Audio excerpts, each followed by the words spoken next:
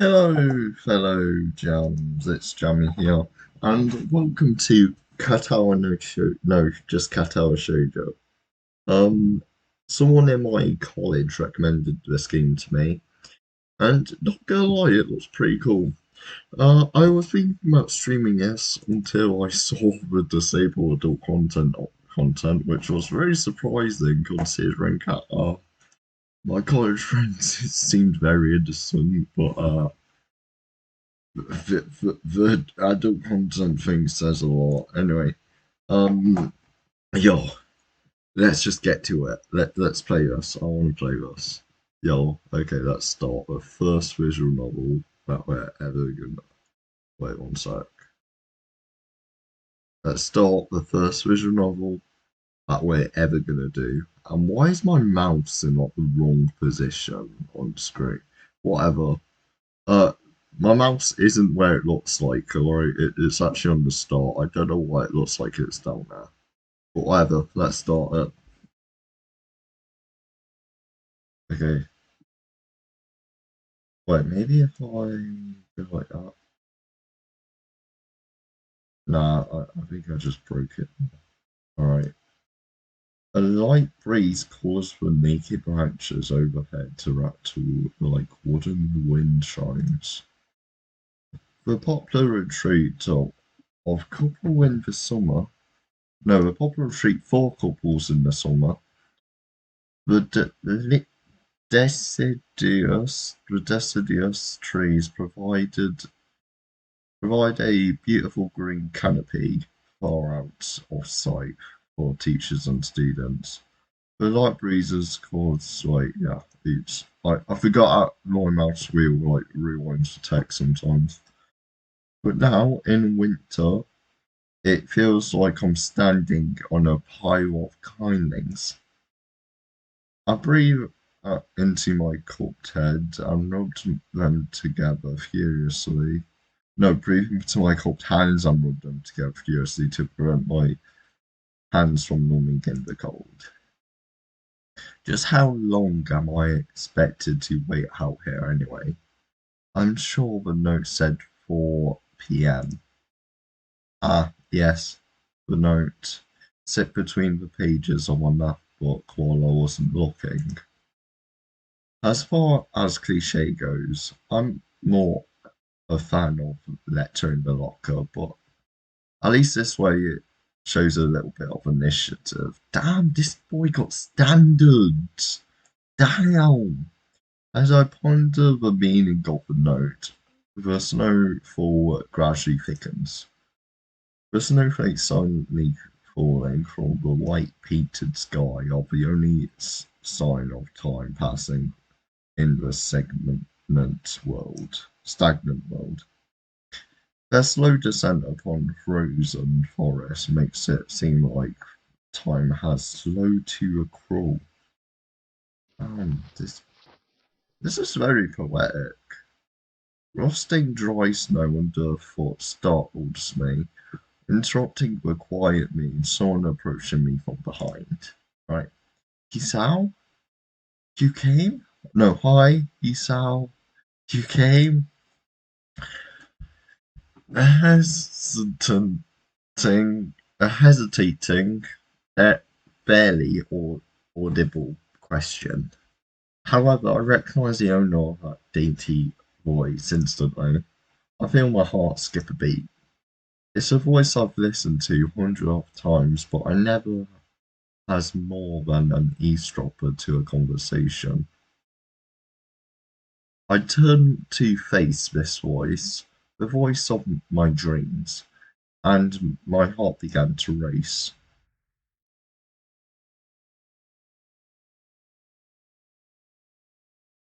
Iwanako?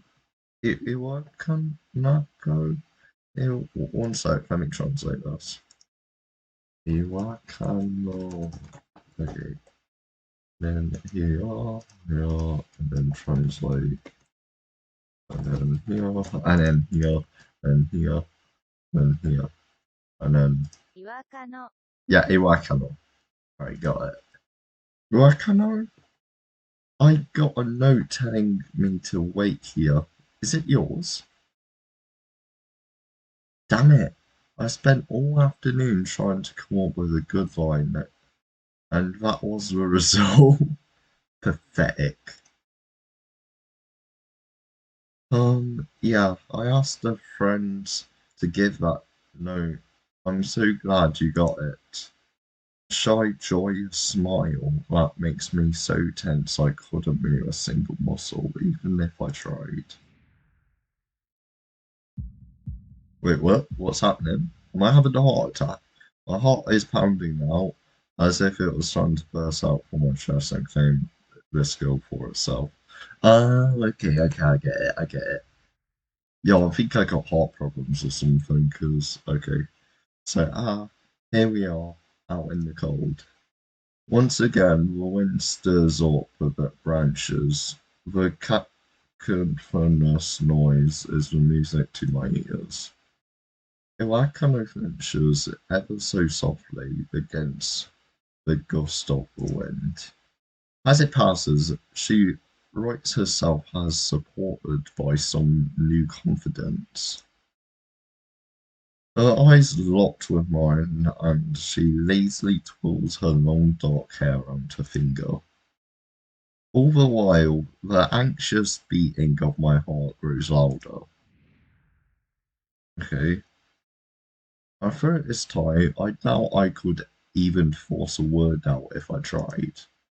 You see?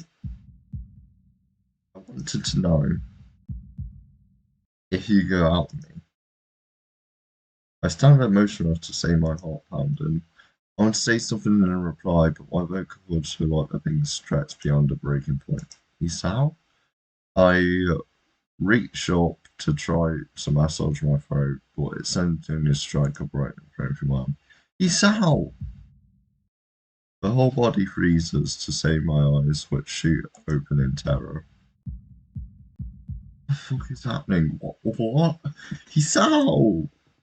The beating in my chest suddenly stops, and bruh, world around me, the canopy bed branches, the dull winter sky, Iwakana running towards me, all these faded to black. The last things I remember before slipping away are the sounds of Iwakano screaming for help and the incessant clatter of the branches above. Jesus, I thought that was, the beating heart thing was like romantic, but damn. Yeah, I think I have heart problems and like Katawa Shoujo. Okay. Yo, beating heart effect, like going like that, yeah, are just amazing. Going like that, always literally just amazing. I'm not gonna lie. But damn, the animation in this, like, look at it. They didn't underdo anything, did they? Okay. Yo, damn, I'm in the hospital. Okay, I think I'm alive. Is that a bullet? Oh, no, that's not a bullet. I keep forgetting those are like tubes, aren't they? Okay. Yo, I had to turn music off because I don't know if it's copyright, so this probably should be more intimidating when you're watching it. But damn, look at that art! Like, damn, bro. They did underdo this. Yeah, I like this game already. Like, it's been 4 months since my heart is like, yeah, Jesus, I was right on the dot. I actually did have a heart attack. In that whole time, I could probably count the times I've left the hospital room or unsupervised on one hand. 4 months is a pretty long time when you left alone with your thoughts, so I've had plenty of time to come up with terms with my situation. Arrhythmia, arrhythmia, arrhythmia, yeah, arrhythmia, arrhythmia, arrhythmia. Okay, a strange word, a foreign, alien word, one that I don't want to be in the same room with. A rare condition that causes the heart to act erratically and occasionally beat when you're way too fast. Occasionally beat way too fast. It can be fatal.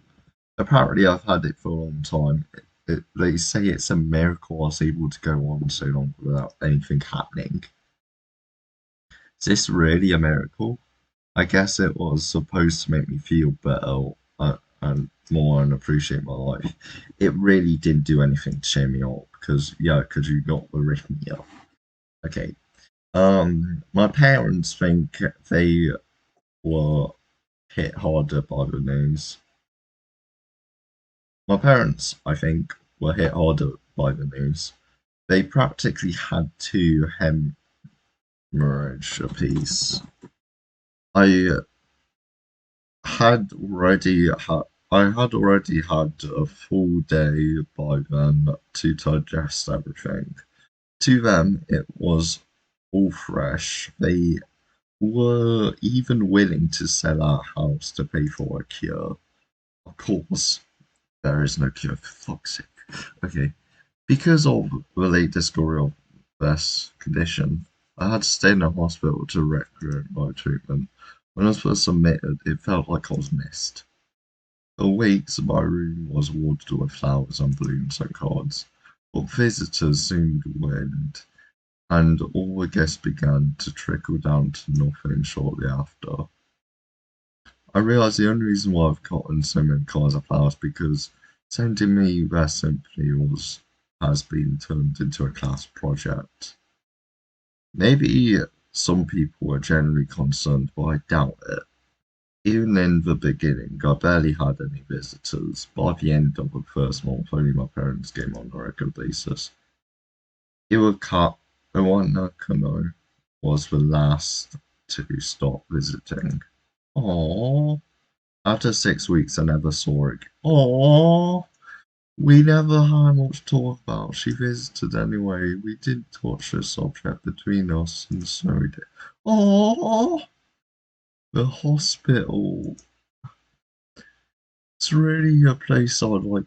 It's not really a place I'd like to live in. The doctors and nurses feel impersonal and faceless.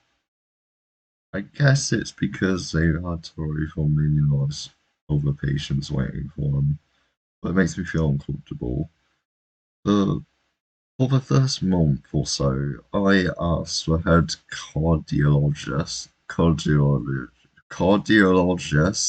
every time I saw him for a rough estimate when I'll be able to leave. He never answered anything in a straightforward way, but he told me to wait and see if the treatment and surgeries worked. So I oddly observed a scar that those surgeries have left on my chest and slowly changed. It appears over time, thinking it was some kind of omen. I still asked the head cardiologist about leaving, but my expectations low enough now that I'm not disappointed anymore when I don't get a reply. He shuffles around his hands to show that there's at least some hope. At some point, I never stopped watching TV because I don't know why I just did. Oh wait, no, I don't know why I just did. Oops. Maybe it was a wrong kind of escapism of my situation. I started reading instead. There was a small library in the hospital, although it was more of a storeroom for books. I began working my way through it, one small stack at a time. After consuming them, I will go back for more. I found that I liked reading, and I think that I became a bit more addicted. I started feeling naked without books in my hand. I lost the stories. This was what my life was like. The days became increasingly harder to distinguish from each other, differing only by the book I was reading and the weather outside. It felt like time blurred into some kind of gooey mass I was trapped inside, instead of moving within. A week could go by without me really noticing. Sometimes I pause in realization that I don't know what day of a week it was, but some other times all the things surrounding me was painfully crash into my consciousness. Through the barrier of my nonchalance I had set up for myself. The pages of my book would start to feel sharp, and burning heart and heaviness in my chest would become so hard to bear. I had to put the book aside and just lay down for a while, looking at the ceiling as if I was going to cry. But that happened only rarely, and I couldn't even cry. Today the doctor comes in to give me a smile. He excitedly, but not very. It's like he's trying to make an effort to be happy on my behalf. My parents are here. It's been a few days since I last seen them. Both of them are even sort of dressed up. Is it supposed to be some kind of special occasion? It's not a party. There is a ritual the head cardiologist has. He takes his time sorting his papers and setting them aside as if to make a point of pointlessness of what he just did. Then he casually sits on the edge of the bed next to mine. He looks at me in the eye for a moment. Hello, Hisao. How are you today? I don't answer him, but I smile a little back at him. I believe you that you can go home. Your heart is stronger now, and some precautions. You should be fine. We have all your medication sorted out. I'll give your father the prescription. The doctor hands the sheet of paper to my dad, whose expression turns wooden as he reads it quickly. So many. I take it from his hand and started reading it for myself, feeling numb. Am I supposed to react to this? Huh? The absurd medications staring back at it seems unmountable. They all bend together in a sea of lead. Jesus Christ, is that it? Why are they overlapping each other? This is insane. Side effects, adverse effects, contents and dosage are listed after lines of cold prescription. I tried reading them, but it looks so futile. I can't understand any of it. Attempting to only makes me sick. All this, rest of my life, every day. I'm afraid that's the best we can do at this point. However, new medication are always developed, so I won't be surprised if you see that list fade over years. Years? What kind of confidence booster is that? I'd only felt I have only felt better if I didn't said anything at all. Also, I've spoken to your parents, and we would believe that it will be best if you don't return to your old school. What? Please calm down, Hisao. Listen to what the doctor has to say. Calm down. The way he tells me, he knew how full well that I wouldn't like it. Am I going to be homeschooled? Whatever of my concern shows it's ignored. We all understand that your education is paramount. However, I don't think it's wise for you to be without supervision. At least not until we are sure that your medication is suitable. So I've spoken to your parents about a transfer. It's a school called Yamako Academy. It specializes in dealing with disabled students. Disabled? What? Am I? Yeah. Okay. It has 24-hour nursing staff, and it's only a few minutes from high school regarded to general hospital. The majority of students lived on campus. Think of it as boarding school of sorts. It's designed to give students a degree of independence while showing help nearby. Independence? It's a school for disabled kids. Don't try to disguise that fact. Bro, it's still a school. Like, okay, whatever. If it was really free, there wouldn't be 24-hour nursing staff, and make it, and you wouldn't make a hospital being nearby a selling point. Of course, that's only if you want to go, but your mother and I really aren't able to homeschool you. We went out there and had a look a couple of weeks back, and I think thought you really like it. You look like it looks like I don't have a choice. Compared to other heart problems, people with your condition usually tend to live longer lives. You'll need a job one day, and this is a good opportunity to continue your education. This isn't an opportunity. I don't call it an opportunity. Don't call it a goddamn opportunity. Well, you should be excited at a chance to go back to school. I remember you wanting to return to school, and oh, why it's not the same one. Special, that's the ins. Jesus Christ, mate. Okay. Okay, I'm starting to hate this main character. Like, Jesus. An insult? That is what I want to say. It's a step down. It's not what you think. All the students are pretty active in their own sort of way.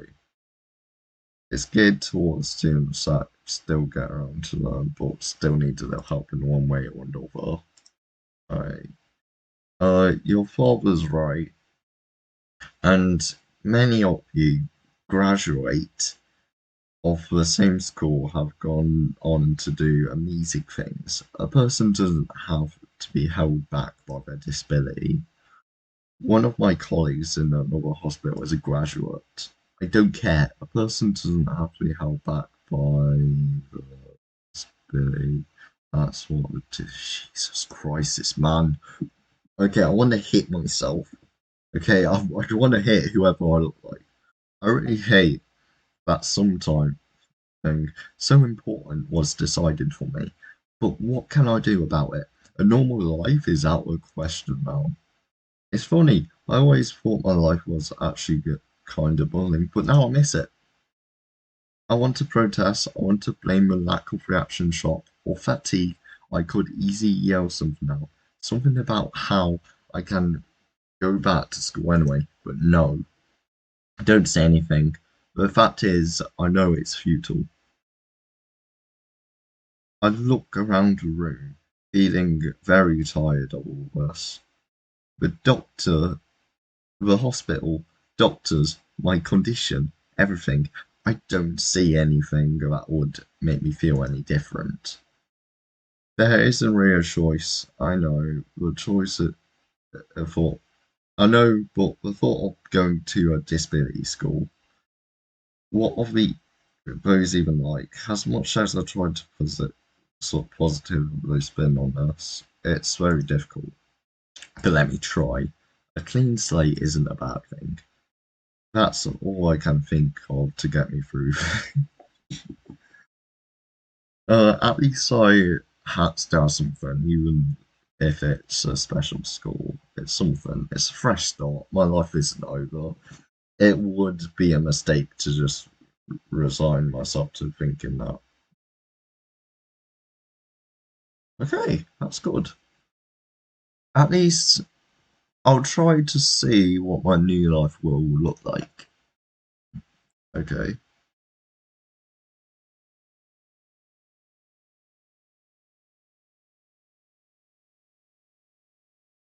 At one, life expectancy. I'm guessing this was just like the prologue, I'm guessing. This is probably the school gates. The gate looked far way too pompous for what it was. In fact, the gates look in general seem to do that. But it looks like it's especially so. red bricks, black wrought iron, and grey plaster assembled into a whole that didn't feel welcoming at all.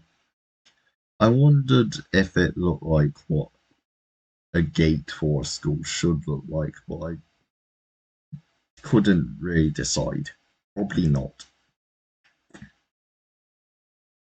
Of course, I didn't want to get stuck into thinking about the gate too long, so I entered through it with brisk pace. That felt surprisingly good.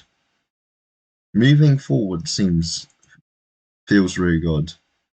So I walked towards the main building of Yamako, Yamiku Academy with the brisk pace. I'm alone as my parents are talking about stuff up to the dorm. I have dorms? And there's supposed to be someone waiting for me. In the grounds and protocol lost filled with green. It doesn't feel like the kind of grounds a school would have. More like a park with a clean walkway going past the trees and the smell of fresh cut grass and all the other park things. Words like clean, hygienic pop into my mind. It seems shudder. I shake them off.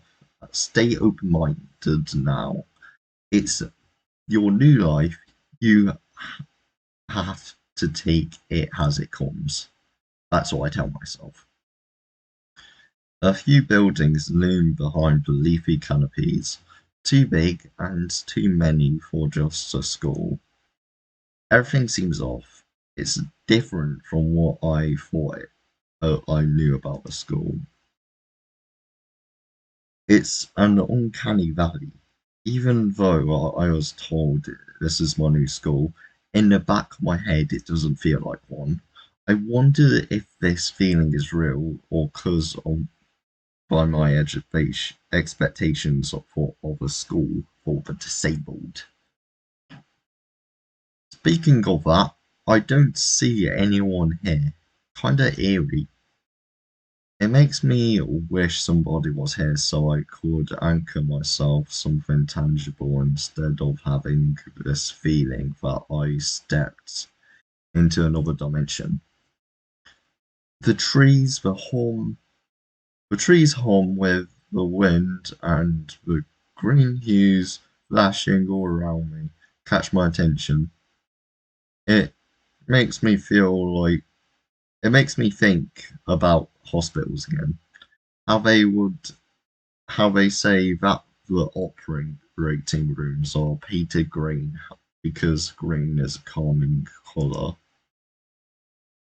So why am I feeling anxious despite all this greenery? Only after I stand in front of the haughty main building, I surprise myself by realizing the gate bothered me.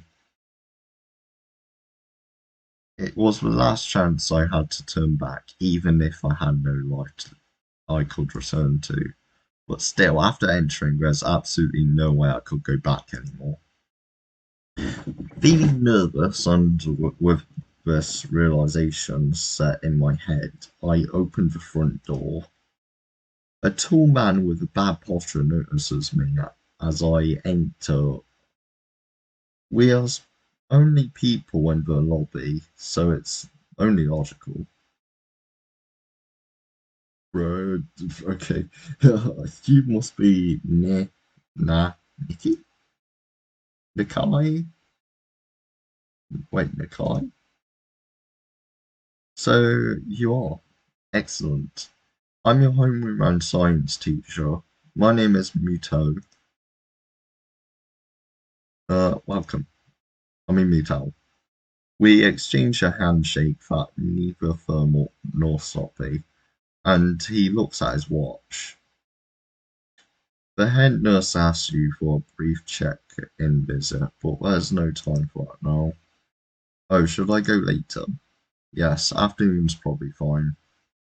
We should get going and introduce you to the rest of the class, but they are waiting for you already. Waiting for me? I don't like being a center of attention, but I guess it's inevitable in a situation like this. Somehow not knowing what is waiting for me makes me feel a little nervous. Thinking of this, I miss what the teacher is saying. Do you want to introduce yourself to the class? Yeah, one, of course. Yeah, sure. I mean, isn't that normal? Of course, but not everyone likes being center of attention. I'm probably one of those people, but I guess I should be one of those to give the impression myself. Right, but it's not no problem. Let's go then. My heart is pounding in my chest, keeps thinking about my condition as I follow up to teacher and get pounding all night. The door down, the third floor corridor is marked as the classroom for class three dash class 3-3. Okay. Ryuto opens the door and enters. Good evening. Good morning, everyone. Sorry I'm late again. I hesitate for a split second at the door, freezing on the spot. I get a grip. This is a big step, I know, but there isn't any point to worry about so much, at least not soon. 1, 2, 3, 4, 5. Okay. Wait, is that? Yeah. Sorry. Sure. Okay. It's pretty. Wait. I follow the teacher into a classroom and I look around. Partially, I would have to meet a curious gaze over my few classmates. It's spacious, the ceiling is unusually high, and there is lots of space left over around and between the desks. An entire wall taken up by blackboards and high old-fashioned window only makes the walls seem larger. The student desks are just standard wooden desks with a shelf underneath for books and wooden chairs with a metal frame. Simply and efficient. I stop walking in front of the class, and face the other students. They all look normal, like students in other schools, but then why would they be here? Uh, wait, they probably like me or something. Only have not only knew 1, 2, 3, 4, 5, 6, 7, 8, 9. Okay. They probably like me and have not something wrong with them. Uh, Only it's not just immediately obvious. 10. Uh, they then I noticed that one of the girls seems to be missing the thumb of her right hand. Where? Oh, that girl. It's a little jarring. Despite the natural tendency to listen when someone's talking to you, I tune out to teacher's speech halfway and introduce me. And this is flash of dark hair that sometimes uh, that I see someone is looking at me. A girl with really long straight hair. That is pretty eye-catching as it would seem to as she seems to be looking back at her. As she sees me looking back at her. She covers her face with her hands and makes her invisible. There's one boy with a cane against the locker at the rear of the class. It's weird seeing someone with a cane. Another girl seems to be making some weird hand motions. Sign language? She peers at me over rimmed glasses. She did whatever she did. She's kinda cute, a cheery looking girl with oh, that girl. Okay. She's kinda cute, so a cheery looking girl with pink hair sitting to me. Real hard to miss. I don't know how I didn't notice her the moment I walked in. Please welcome our newest classmate.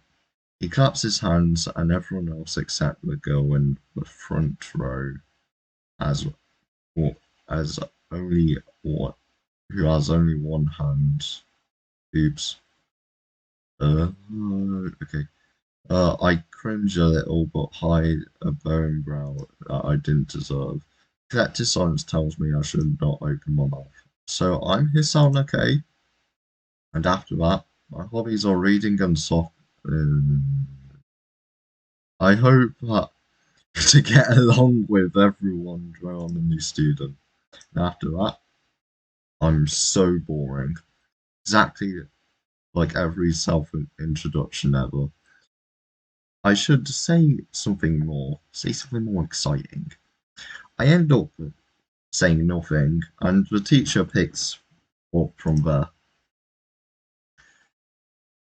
Everyone seems to be satisfied, even with what little I said. A few girls are whispering to each other, damn. Okay, I'm playing games. Nah, okay, I got games going. Okay. Throwing glances at me, it could be good. Going worse. I listen to the teacher as he drones about getting along while letting my gaze sweep across the classroom. Everyone seems to be listening to him intently, and when he's done, they clap their hands again, which feels like something the weird they do. The first row girl claps around with her one hand against her. Wait, no. With her one hand against the roast bandage bump. It makes me feel a little bad. Oh. We're going to uh, be doing some group work today, so I'll give you a chance to talk with everyone. Is that okay with you? Yeah, it's fine with me. That's good. You can work with Hikamichi. She's a class representative. She can explain anything you might want to know, and who else would you be able to do better, right? How could I know? The teacher passes out the day's assignment and announces that I will be working in the group of three. It hits me that I don't know who Hikamachi is. Slow, the teacher seems to catch my helpless expression. Alright, Hikamachi is right there. Hakamachi is right there. She's in a Hakamachi. As he calls her name, the cute, bubbly looking girl with a bright pink hair and gold eyes wave at her hands at me. I take a seat next to her by the window. Hey, I guess you're Hakamachi, right? Nice to meet you. Ha ha ha! What the fuck is she laughing at me? Bro, this is like my first proper interaction with another human being, and I'm being laughed at. What? I caught off guard by her laughter. It's nice to meet you too, but I'm not Hakamachi. I'm Misha. This is Hakamachi. Christ. Giggling, Misha points to a girl next to her. One I saw using sign language before. It looks like she's been staring at me this whole time. She nods once nonchalantly to show that she acknowledges my presence, but only bad. Jesus Christ. She has short yet carefully neatly brushed hair, a pair of oval shaped glasses, balanced on the tip of my dainty nose, of a teeth. No, not my dainty nose, her dainty nose, and dark blue eyes that seem alternate every few seconds between analytical and slightly bored. It's nice to meet you. She immediately looks at Misha. I quickly nod and gesture to her own. It starts to wonder. I start to wonder if teachers messing with me with something like you'll be able to talk to people, and who better explain. I can see you're a little confused right now, but you accused, right? Right? But I understand why you would think I was Shikshan. Oh wait, nickname. Shi-chan is deaf, and I'm the only person who translate things back and forth to her. I'm like an interpret. Interpret. She says, "Nice to meet you too." Huh? You're you're the new student, aren't you? Well, Shichen, of course he is. If he wasn't, what would you be standing up for no reason, right? Right? Damn, she'd be active. Alright.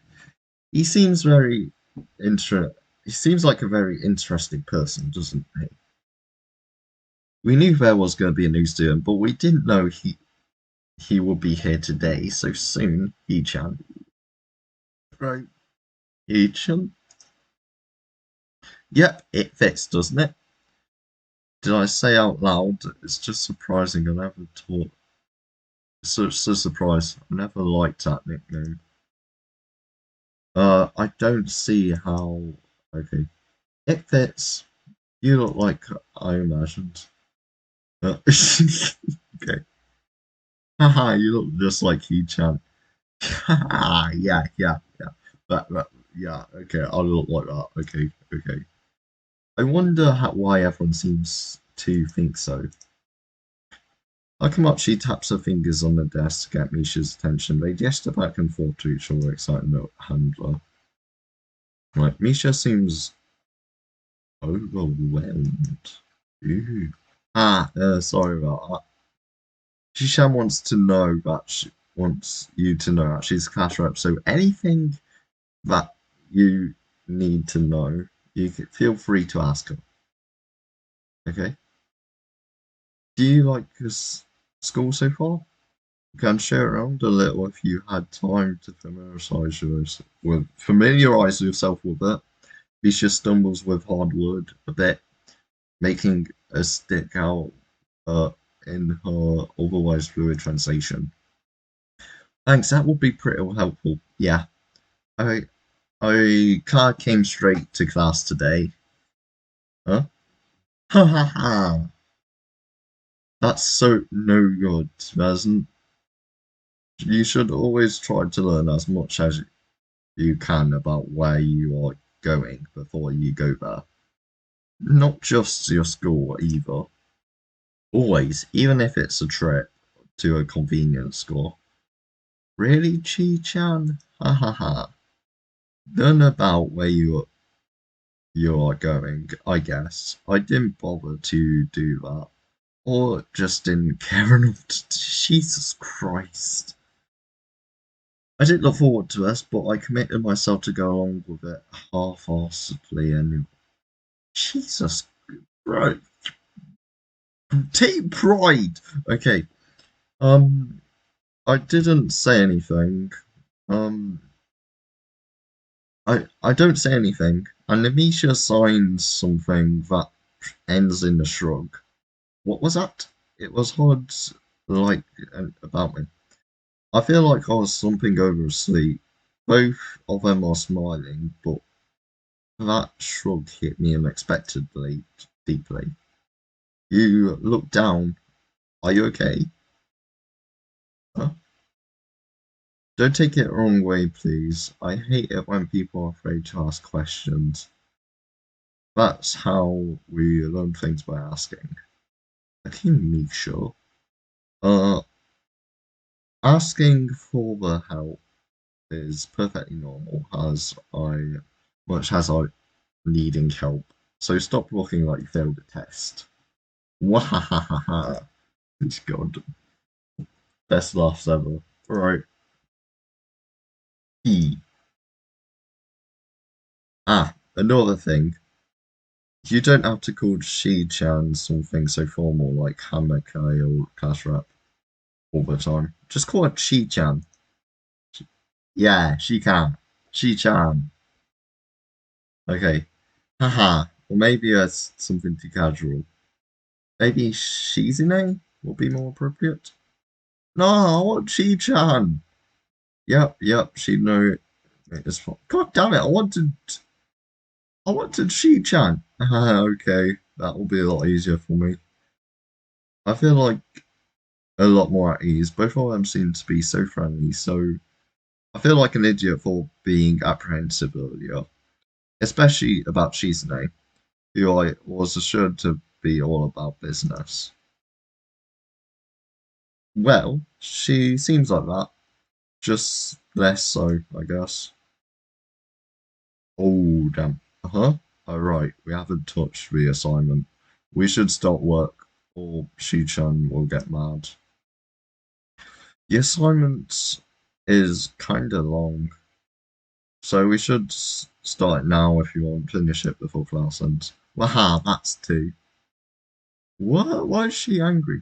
And glares at two of us impatiently. I don't think she want. I need to know sign language to understand that. Okay, I get the message. After class, we'll walk around the grounds together. That's nice too, okay? The assignment is actually very challenging to get through, combining aspects of both difficult and unnecessarily long. Okay. The assign. Wait. Okay, yeah, wait. I just realised some. I'll fix that next episode, alright? I just realised my screen's a little bit too big. Okay, the assignment is actually very challenging to get through, combining aspects of both difficult and unnecessary long. Still, we could finish a few minutes earlier than anyone else in the class, despite our late start. Shizune and Misha are capable. They are quite different though. The class rep is quite calm and professional as she looks. Well, Misha is going through a lot playful and girl is a lot more playful and girlish. Not to mention a lot more easily distracted. To be honest, two of them did most of the work. I feel guilty about that. The clock tower's ring bell. The top tower bells ring, signaling the end of period, time for lunch. Without knowing what else to do, I follow Misha, who was beckoning into a hallway downstairs. We descend lower the lobby. I met Mitel on the bottom floor. Just entering the school cafeteria seems too spacious and oddly modern contrast to the classic exterior. There's a big window open to a courtyard towards the main gate. It's the cafeteria! Her enthusiastic statement of the obvious makes people around Misha around us stare, but Misha doesn't seem to care, so we proceed to the next line. It's rather long, the menus seem big. Big. Main special diet. How nice. Hospital measured proportions soon to work.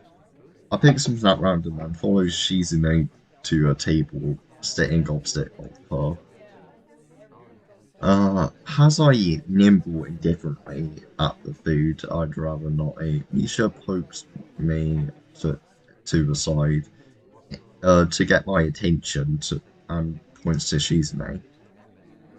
I don't understand sign language, so a point escapes me. Maybe looking at a person who talks to you is polite.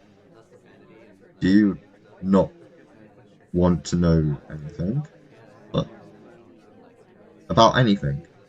We're guides, so you should be able to ask, I wonder. The library. I suppose she's. Nah, that's impolite. I think I got everything I need to know. Right. Oh yeah, the school library. Lately I've gotten into reading a lot, so I'll be able to check that out. She gives a kind of frown. What? Why is she frowning at me? That makes it clear she doesn't consider reading a healthy hobby, but picks up smiling. There it is in the second floor. We can show you at some time. Thanks. I return to my food as the girls talk between themselves. Misha and Shizune sign back and forth animatedly, throwing sideways glances at me, but Misha refrains from translating. Oh, damn. Maybe they talk about secret girl stuff or something. Secret girl stuff. Okay, wait, no, sorry. Uh, I quickly notice a conversation in sign, but not enough to fill a silence. We arrive in the classroom early, but we're not the first. The dark-haired girl I noticed before slumped over her desk just now. Wow, look at her face. Okay. She jumps a little when Misha crashes into the room. When the elegance with the elegance of a rhino. She shrinks deeper into the sea and feels the tension all the way from there, as if she were slowly turning into stone just from our presence. Misha and May either don't notice or don't mind it, as they walk in directly past her to her seats and began to converse. I'm left wondering about her even when Patrick slowly fills with students, finally the teacher.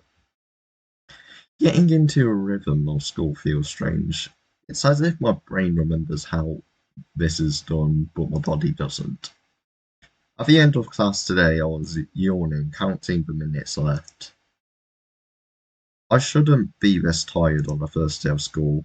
Maybe it's a long time in the hospital that made me feel like this. I'm feeling physically weak and lifeless. Before the long, before long, the bells finally ring.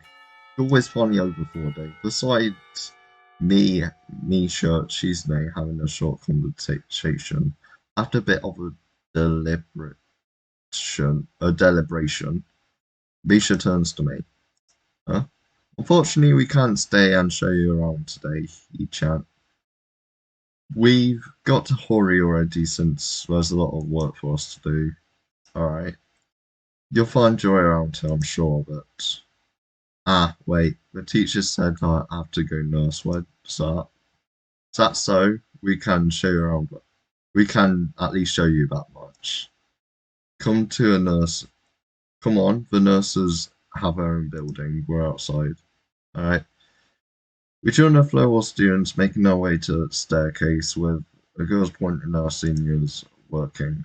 Right, when we get outside, the girls make their own way to a smaller building right to the school. It's a built-in same style, so it's like a similar part of the main building.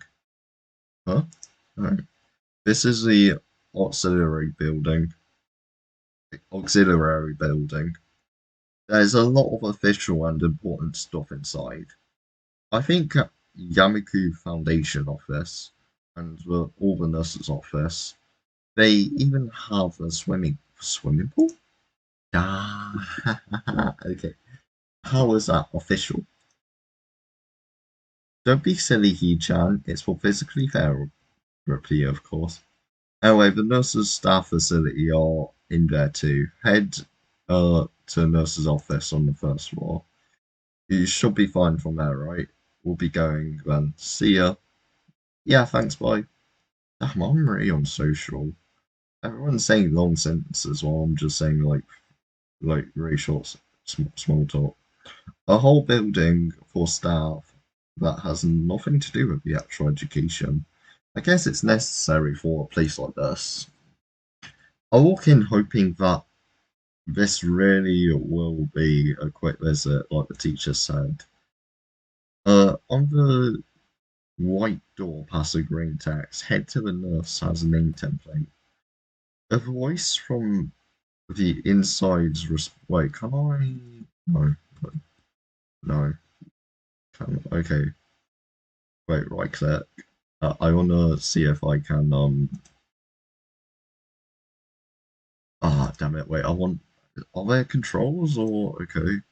A voice from the inside responds to my knock almost immediately, but quite I can't quite make it out. Sounds like a bit of an invitation to a door, so I invite myself in further. Room is not large, it smells, and a friendly man showed me around his office chair as his desk is neat tidy, but the bin is under the table is a bit overflowing, with a medical utensil, and there has at least been a dozen coffee rings lingering around the desk. Hello there, what can I do for you today? He has a young-looking sort of rugged, but the dimples on his cheek wash that impression away as he smiles. Are you the nurse? He smells like a person who has heard the same question 100 times. Why, yes, I am. It says on the door, so no. You call me by my name or just nurse like everyone else. Of course, I shake off confusing and off my confusion, realizing I probably should grab it. His attended hand. His handshake is rather firm and friendly. Right, I'm a new student and the homeroom teacher told me to come and meet you. Hisao Nikai. His eyes light up with revelation as he snapped my fingers. Oh, that Nikai. I was reading your file this morning. Some kind of chronicle or arrhythmia. I relate to congenital heart muscle deficiency, right? Okay. He gestures to me and sit in a vacant armchair in front of the desk. Yeah. Good. You, you've probably been briefed on the school enough, so I'll get over quickly. We are all we have all kinds of facilities available, mostly physical therapy as and such. There is always someone from my staff around, even at night, so I never hesitated to call us if there is a problem. The famous 24 nursing staff. Wow, this is like a hospital. Well, not exactly. For instance, we don't do brain surgery here. His joke feels so out of place. I'm left thinking why he said it. Yeah, that's really weird to have so many medical people here. You'll get used to it. I'm not sure of how myself of that myself, but I don't let others know that. So now, let me show you your file again. While he searches for a computer, shuffles through papers around, I gaze around the room. It is an atomic an epitome of generic. I'd say it. I like to say beige walls and ceiling dark grey laminating flooring. No, laminated flooring and equipment that you would expect from a nursing doctor. Uh, Even the ridiculous educational posters are hanging on all four walls, reminding me to eat properly 3 times a day from all food groups. Smiling, the nurse draws a thick file from a stack of similar thick files and opens it. So you already have medication for aphemia. Just remember to take your pills every morning and evening, and it won't be much problems. Apart from that, do you do any sport, rash stuff? Oh, I don't like boxing. He grins at his own joke, but I don't. I play soccer occasionally with my classmates. Right, I'm afraid I'm going to have to recommend you to refrain from doing that. You are a legend. I hate soccer, at least for the time being. Oh, my lack of reaction makes him raise an eyebrow, but really, I'm not too bothered by him forbidding me to kick a ball around. I guess I never did have burning passion for the sport. I, j- I just have something to do. Okay, no. Any kind of conclusion that might be dangerous to your heart or risking attack isn't a good idea. Uh, was the previous one caused by a sudden occasion to a chest area? There's no mention of it in the paper. Not exactly. I sidestepped the question acceptably. He glances over my papers with a serious expression. Still, you need to keep your body healthy, so you need to exercise would be good. We have physical therapy and such is available. As I said, I don't think you really need such heavy measures. Damn, his happy face went. Just get some light exercise regularly. Brisk walls or brisk walks or even light jogging, jumping rope, that sort of thing. Swimming maybe? There's a pool here. So I was told. You were? Very good. At any rate, I'm sure you've been told this already. You just need to take care of yourself and not overexert yourself. He wags his finger to emphasize the point. No need, really. I've heard this 1,000 times already. Absolutely no necessary rest. Take care of yourself. Okay. He goes over my papers one more time and sets his desk obviously content. Good. That's it. Come to me if you ever need something. I ushered out before I even realised it. A quick visit indeed. I end up standing in front of the main building and the auxiliary building. Although my eyes, they look one of the same. The first real look to get the students, so I watch people of getting school or going towards the gate of the dorms. I failed that sentence. Everyone seems to know where they are. Okay, yeah, that makes sense. And I still keep thinking that most of them don't look like too special for students being at a special school. Then again, neither do I. Does that make me one of them? One of us. One of us. One of us. One of us. One of us. Hee. Okay. Should I go somewhere to prevent me from getting lost? Surrounding Tomo cafeteria? Ruinous grows trudge apart from main building complex. There's a garden of sorts between school and the dorms. Strawberry flowers overwhelm smell. Cooked grass green. I've drawn a tired mind that the smell feels not novel because I have been outside at all too long. The dorm building is big and made of red brick. Like the others, it feels way too pompous for what it is. So I like forwards going against.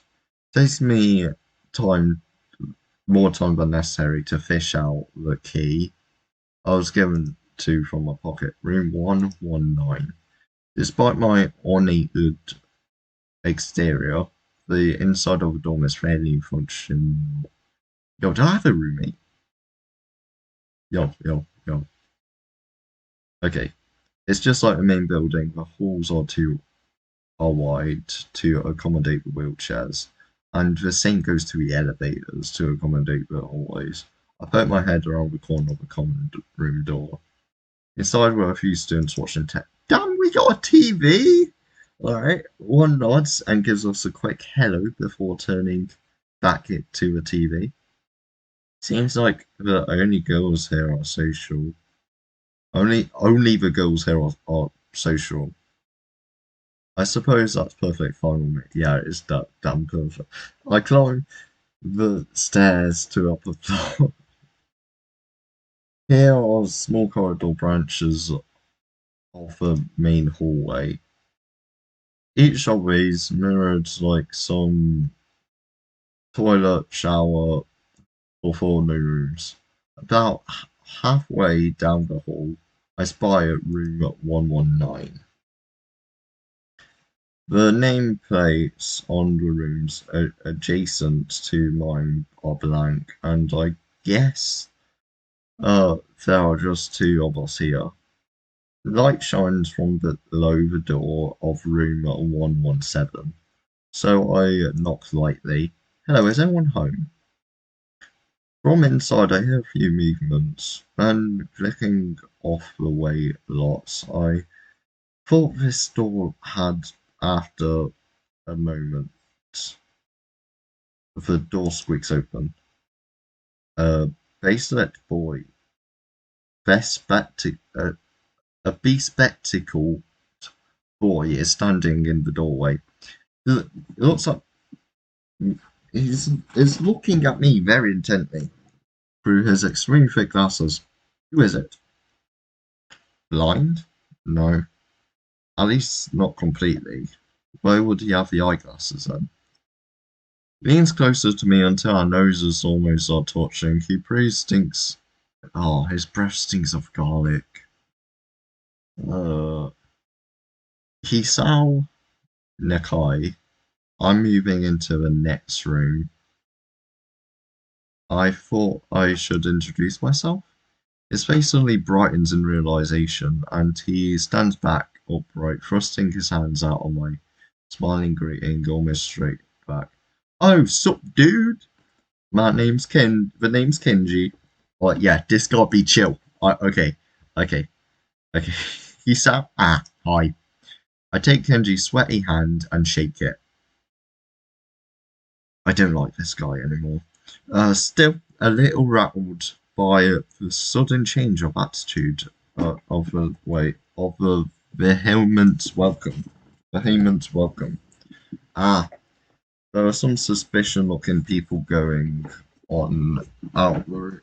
There are some suspicious-looking people going in and out of your room earlier. That's probably my parents.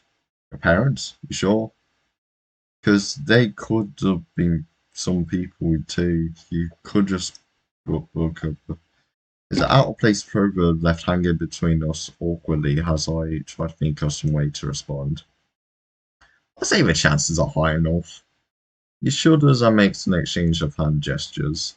You are a brave man, he said. Jesus Christ. What's with the Harry Potter scarf too? Okay. May I don't think I could trust the chances. The only one I trust is myself. Does that mean I shouldn't get to know you either? He thinks about this for a while. A wise decision. Damn, you're smart man. Not probably. What do you look like? I hope. What do you look like? I hope not smart. He squints his eyes closer and leans back with nostalgia. Never mind, it doesn't matter. With that, he turns and fumbles around for a moment, searches the door handle and shuts it behind it. That's sort of like a big slam, in my opinion. Like, he slammed that door. Okay. I slide the key into the lock of the door marked 119. Bleak beige walls, white linen, a, a desk made of some type of light wood, ugly curtains. It's no one's room. Person. No, no. I like my hospital room. My bags are sitting at the foot of my bed, looking at emptier than they did. Oh, I don't get a roommate. The closet is sitting open, stocked with my clothes. Also, it seems like a number of school uniforms are hanging there. A note is pinned to my sleeve on more shirts. Hi, Hee-chan, we unpacked your things and made your bed. They said if these don't fit, then you should go to the office tomorrow. If you have any problems, you can always call us. Love, Mum and Dad. Sick. Well, at least I don't have anything to worry about unpacking. I hope I would have.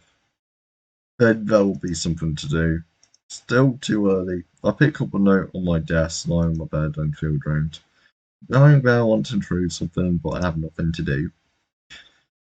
I wonder if the hospital room conditions me for wanting to read whenever or something other than that. My restless urge just keeps growing until I have to stand up. Maybe it's stress or something. I was pretty nervous about it before coming for the entire day here, but I still think I am. Damn, I have to distract myself somehow. This is too unnatural. Tomorrow I borrowed some books from the library. Yeah, I'll do that. But now, bottles of medication neatly arranged on the night table catch my eye. I pick one up, shake it, just to hear the contents rattle inside, and then I read the glued on pharmacy label. Isao Nikai, 2 tablets daily, to stay alive. It doesn't really say that, but it could just as well have. It's kind of twisted how my life depends on chemicals like this. I resent a little, but what choice do I have? I say and begin my new daily ritual, taking the right number of pills from each bottle, being careful to check the correct dosage. I lie down, feeling hollow and uncontained, and after that I stop staring deep at blank, unfamiliar ceiling for a long time. It doesn't start to looking any more familiar than it does, not even after the darkness falls and the long shadow draw across my room like fingers. The sheets are like slightly more comfortable, warm, and nest like against the chill that passes my room temperature here. Seeing that lighter shades of darkness, that is, the ceiling, looks like every ceiling does at night, because it becomes the only thing I recognize. The night blackens to sleep. The night beckons me to sleep, and I feel a coolness and unfamiliarity and fear creeping up my spine once again. I keep drifting further away from the world I knew.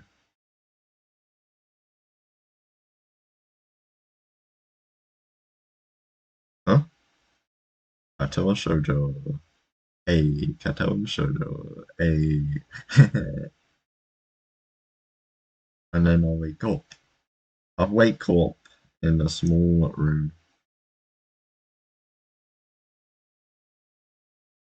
Uh, yeah. Solid morning light shimmers against the light grey ceiling. I had forgotten to draw the curtains closed last night. I. This room. This is my room, isn't it? My room. The third room this year was supposed to call mine. Yes, things around me remind me that indeed it's me who's supposed to be the one living here.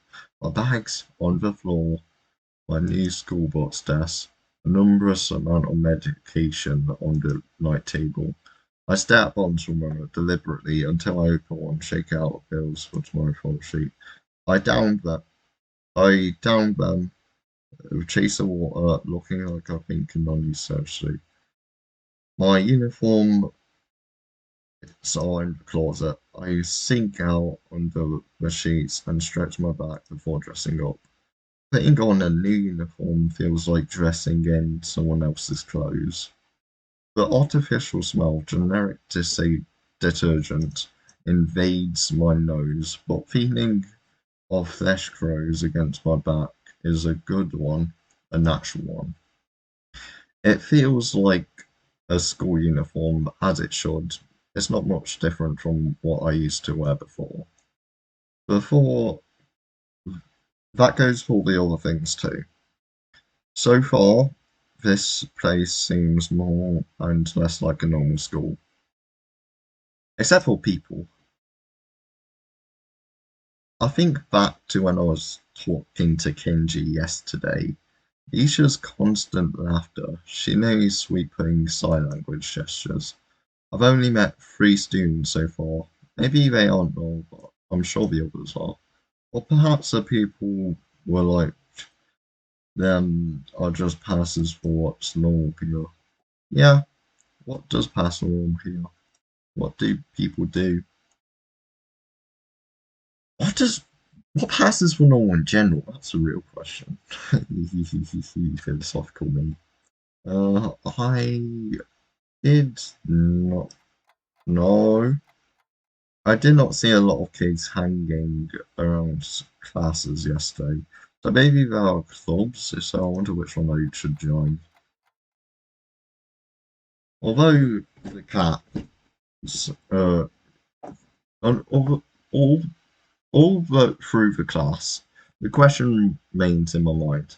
So I decided to ask Sujane about it when we split into our groups. After all, she did say if I needed anything, if there was anything I wanted to know, I should ask. Hmm? Huh? She crosses her arms and shifts her gaze slowly to Misha, who looks more preoccupied with things run by a razor to top this perfectly unevenly flat. She's Misha! Okay. Haha, sorry, Shi-chan. Is there something you wanted from me? Oh, I see. Very good question, Hee-chan. The first thought means that she doesn't know, which is worrying. Maybe I'm being too negative. Well, maybe she'd improve. Isn't it? That's right. Everyone encouraged to join the club. A lot of people do so because there isn't really anything else to do. There are school events like a festival coming up in a few days. Also, students tend to help it out with it, doing whatever. So you actually transferred it in at a busy time. Maybe you can help out too. Sure, I'm fine with that. What's the festival about? Misha Freezer. Wow, I don't know. Chan. The truth is, local event. I'm not sure about the OT, so. Uh, uh, they start. She starts signing desperately to Jan, ask her to bail out. She's near just as glasses at the end of Grandiose Flourish, red sort heavy. Wait. Grandiose Flourish and start signing hard and heavy. Huh? Oh, who cares? Misha puffs her chest as she shouts. She's saying words out at me. Disappointment. Too loud. I can see her hands turning and look in one direction. What is so loud? Human beings evolve through each generation. The ideals and beliefs behind a festival will inevitably change. Now, about delicious food and amusing little games that you can play to win prizes. Hell yeah, I want some prizes. The teacher cleared his throat very loudly, battling his long pointer against her palm like a baton. He shoots his gate. He points his gaze at us. Finally noticing where we are, Misha stifles a yelp and quickly quiets down. Shizune doesn't seem too embarrassed at all, though. Brushing it off. No, brushing it off without a care. Okay. You're in the middle of class. We should start working. That's right, Sharon. What? That's right. He-chan are asking because you're interested in joining a club. It could have been eyes playing tricks on me, but I have a suspicious glance exchanged between them. Misha's tone has changed, although it was very novel. It was that every other word does that every other word. Okay. Yeah, I was thinking about it. Misha and Chizune look at each other again. I'm asking what they have in mind, and something dot flutters in my peripheral vision, catching my attention. Out of the corner of my eye, I see a girl with long dark hair get up from her desk and silently slip through the door. It doesn't seem like she was working in any group, and no one seems to notice her but me. I glanced at the teacher who was also looking at the dark-haired girl go, why doesn't anybody say anything? E-chan, is something wrong? Do I look as uneasy as that? Or was Misha looking at me after the girl who left? No, nothing. Huh? Okay. Well, we were asking. I. You don't have any plans for lunch, do you? I thought I would go to the library and pick up some books. Not really. Relatable. Do you want to have lunch with Boston? Yeah, sure. Okay. Yay! Wahahaha. Okay, Hisham, perfect.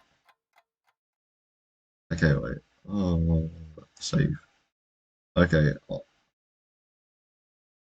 there you go. Progress saved. Rest of the class uneventfully. The girl with the longer hair never came back. Before I have time to put any more thought into where she had gone, the teacher informs us that it's time to stop working. Shizune looked more than a little annoyed that we were only able to barely manage to finish all work on time. I'm glad we finished it all, but it's not a contest or anything. Okay.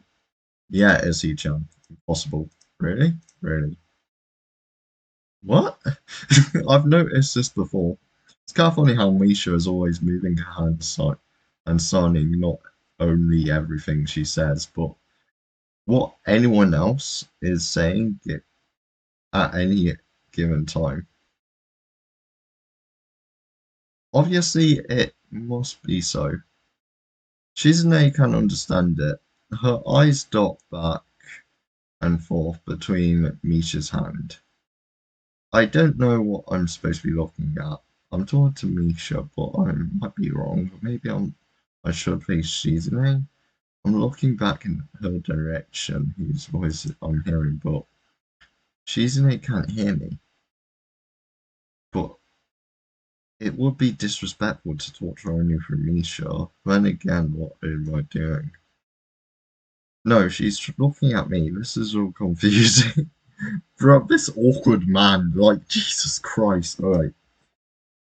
It's not a contest because contests are competition over prize. If there's no prize on the line, it's not really a contest at all. Jay's eyes flash dangerously with competition. He stares at me as if sorry, some challenger. Maybe this is a contest. Maybe I never noticed before how dark and blue her eyes are.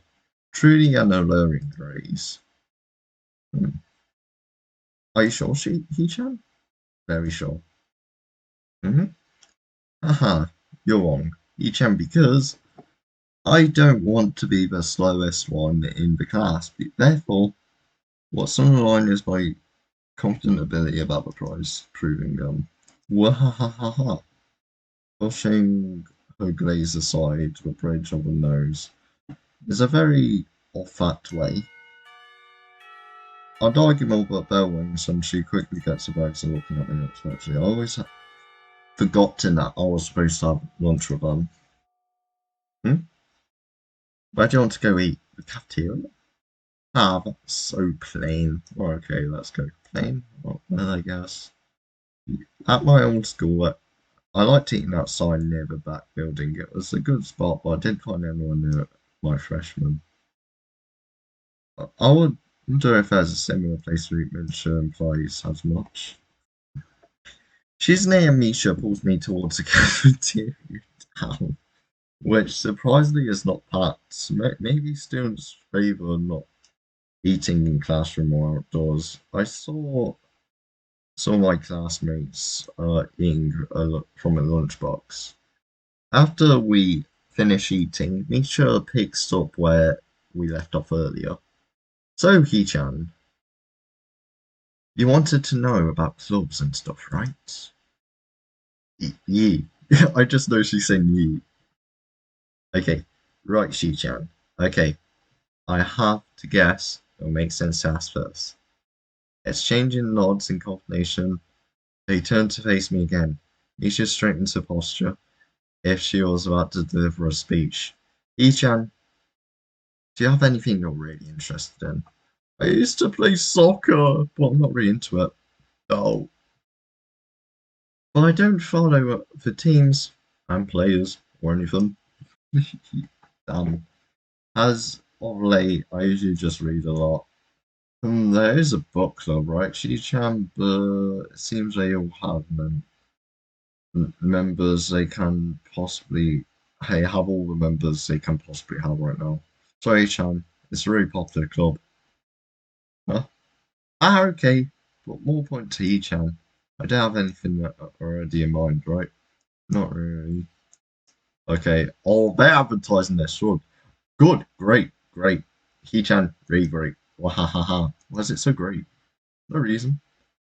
God, but they want us to join. They want me to join their club. Well, He-chan, other than clubs and the upcoming festival, there is one other thing. The student council. I see. I didn't know the school had a student council, but it's very melodramatic setup. So, just tell me that. I'm pretty sure the two know this because she's in a looks embarrassed and Misha's laughing. Yeah, she's embarrassed and she's laughing. Shizune quickly retakes control of the discussion on matter. After all, still Misha who has a voice and whatever. Hmm. Hmm. Right, right. Ichan, maybe you should join the student council. There could be more people. Yes, definitely. You should join. Why? Well, for one, you could hang out. We could hang out every day. Shishan and I are both in the student council. I like both of them, so I'm going to go with that. Actually, Shishan is the president. Hmm? I started getting a suspicious look from Shizune and Misha. Might not know exactly to be embarrassed people to talk to about this. As if she's reading my mind, Shizune quickly adjusts her glasses and signs something to Misha. Okay. Haha, of course.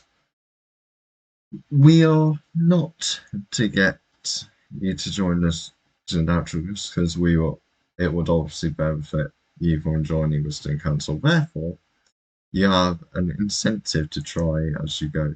So you're admitting that? No, we're not admitting nothing. I mean, He-chan, of course it would be nice for you to join down, we would appreciate it. But without all, but joining the student chat shows a healthy interest in your working life. Yep, it's true. He-chan besides me, you should know to spend time after school with He-chan. You can tell she has been more genuine because she is good at acting. Both seem to be really hard to look their cutest. Although, can I? Yes, I can. Okay, alright, I can remove the text. Alright, okay, I just needed to get a good observation of both of them. Okay. Well, so it's settled. Welcome to Justin Country Chan. What? No, no. Oh, see, Chan. Of course he would. It wouldn't go off so easily. Yeah, that's right.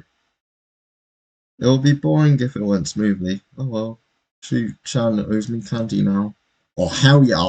I owe her candy. You were betting on it? Hey, my life is not a game here.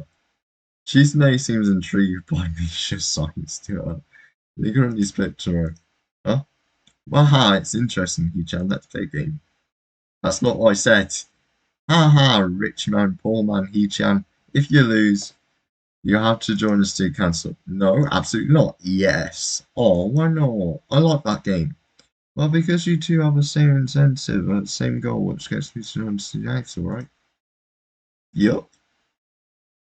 Yeah, and that isn't my goal, but what it means to both of you, you can team up and all be at a clear disadvantage, so I will have to decline. He-chan, I'm offended.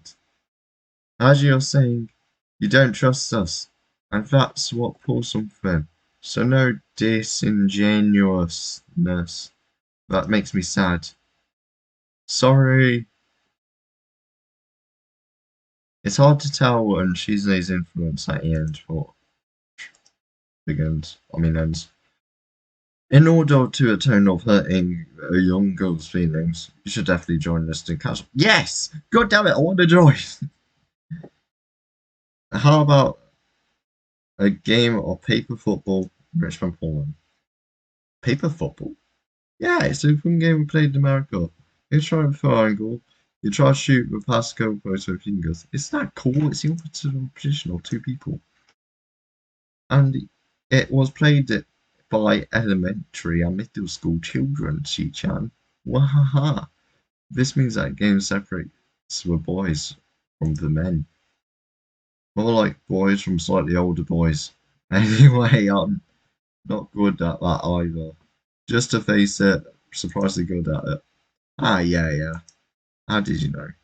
Today frowns at me, telling me you're supposed to admit so rapidly. I wouldn't say I'm happy with their attempts to get me to join the student council, but I'm curious about what the student council actually does here. Okay, alright, I get it. I've never been in one before, and I was only one of the members, so it interests me. Also, maybe it won't be so bad. Okay, Chan, how about rest? Game of world domination. Don't know what that is. It's really funny, Chan. You fight to control world with armies and everything. Julie sounds like she'll be really good at this. What the hell? Why just sound like she'll be good at this? If you want to play after school, we will. Alright. Ah, Shi-chan. We could just play it for fun. Yu-chan and Shi-chan played it in the wrong time. I don't want there to be no strings attached. Okay. Well, okay. Okay, perfect. We'll see you after school in the council room. Wait, why there? Because that's where we keep the game. Wahahaha. I grimace to tell how much I don't like this, but it's for show if anything. So in the end I agree, but only after getting Shizune to acknowledge that I don't mean anything to concentrate just by accepting to take knowledge around and play games with her. I like that. Lunch ends and we go to class. Alright. Wait, that girl. During class, a long-haired girl comes back and moves without word. Again, no one seems to notice. Or if they do, no one says anything. I want to ask Misha about this, but I don't want to be nosy. At school, Shizune and Misha quickly find me by the first door lobby, latch on to me, covering each flank in case I might try to escape.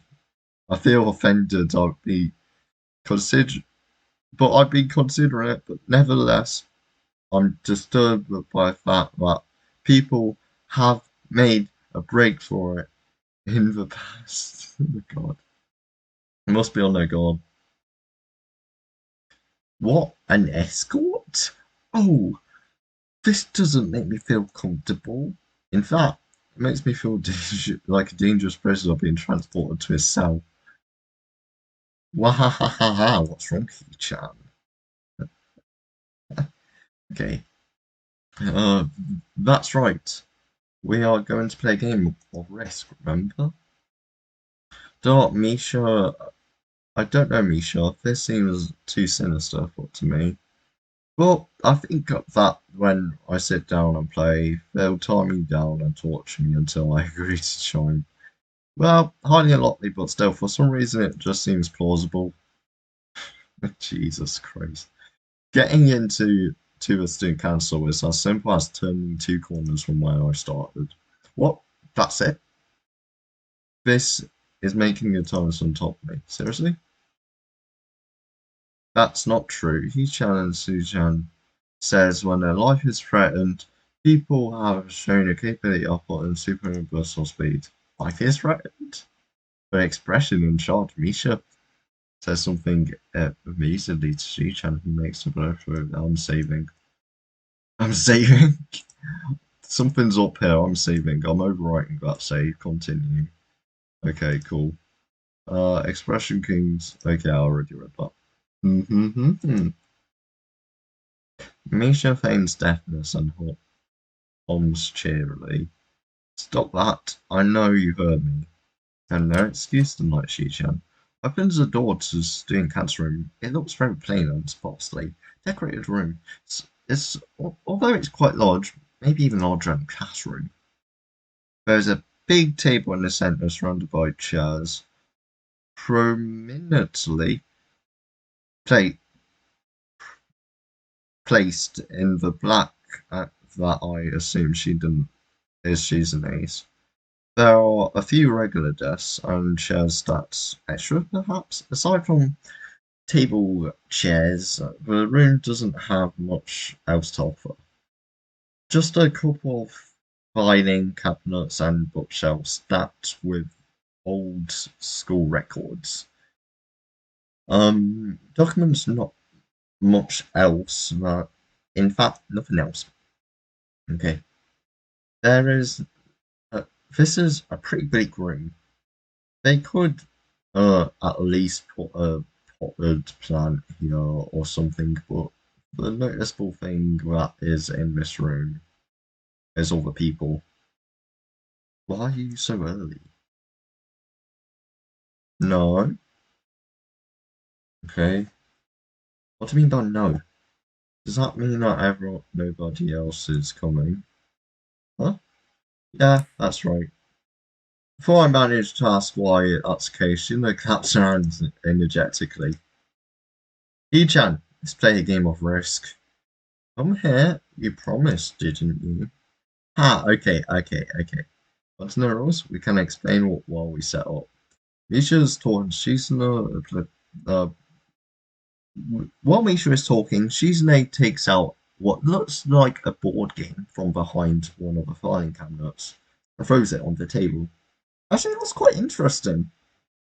After Misha spends a little too long, going through the basics of the somewhat vague and confusing tutorial, Shino cuts off declares the game has started with a decisive motion, slicing her arm in the air. Shino's aggressiveness is rubbing off on me. I start feeling more competitive than I intended to be when I agreed to this. Alright.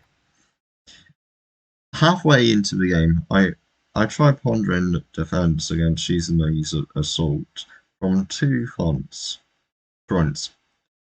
She breaks concentration by drumming her fingers on the table to get my attention.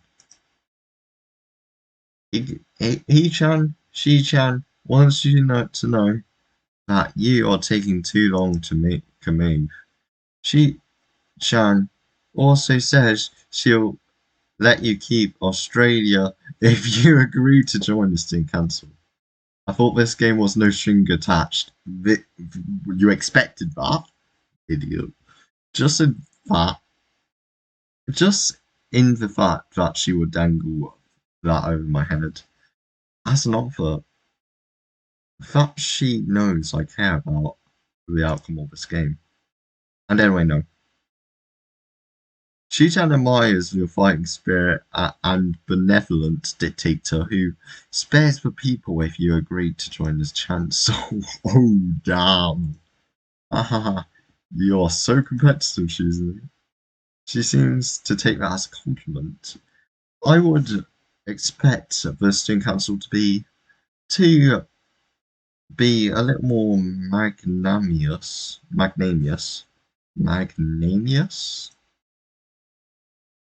She doesn't know what the word means and how I sign it signed, so I pulled it out a piece of paper and write it for Shizune who shows.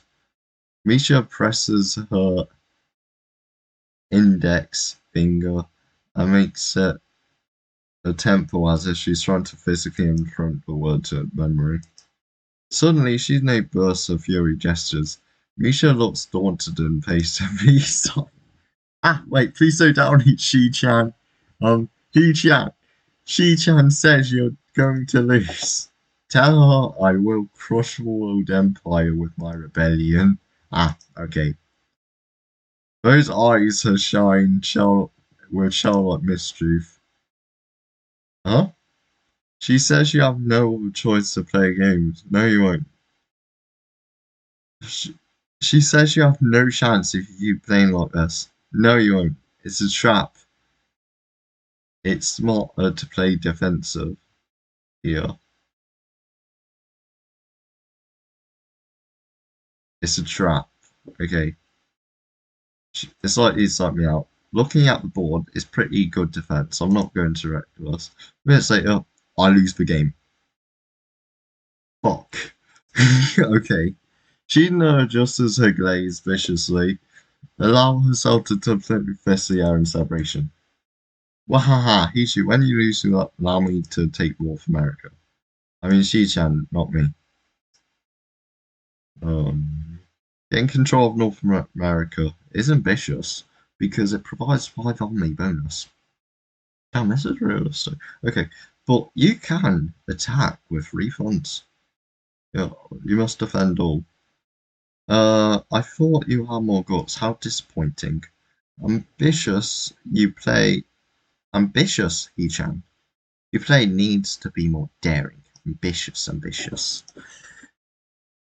I was very excited when you told South America, but when you switched playing defensive, it just got a little. You just because you gained just more advantage. You're good, He-chan. You didn't take enough rest when you were playing. Oh yeah, it's a rest game, isn't it? So it will make sense for you to make no. Okay. Damn, what's it to play carefully? No need to rub it in my face. Yeah, it should be rubbed in. But if you, I wonder if you'd be good enough to join soon cancel. What is this? Reverse psychology? I guess you didn't have to join me. Giving up just like that? I'm expecting more from you. Yeah, tried taunting me to join through the cancel. Besides, I don't even want to join. It's only my second day. I haven't made any commitments. I haven't joined any other club yet.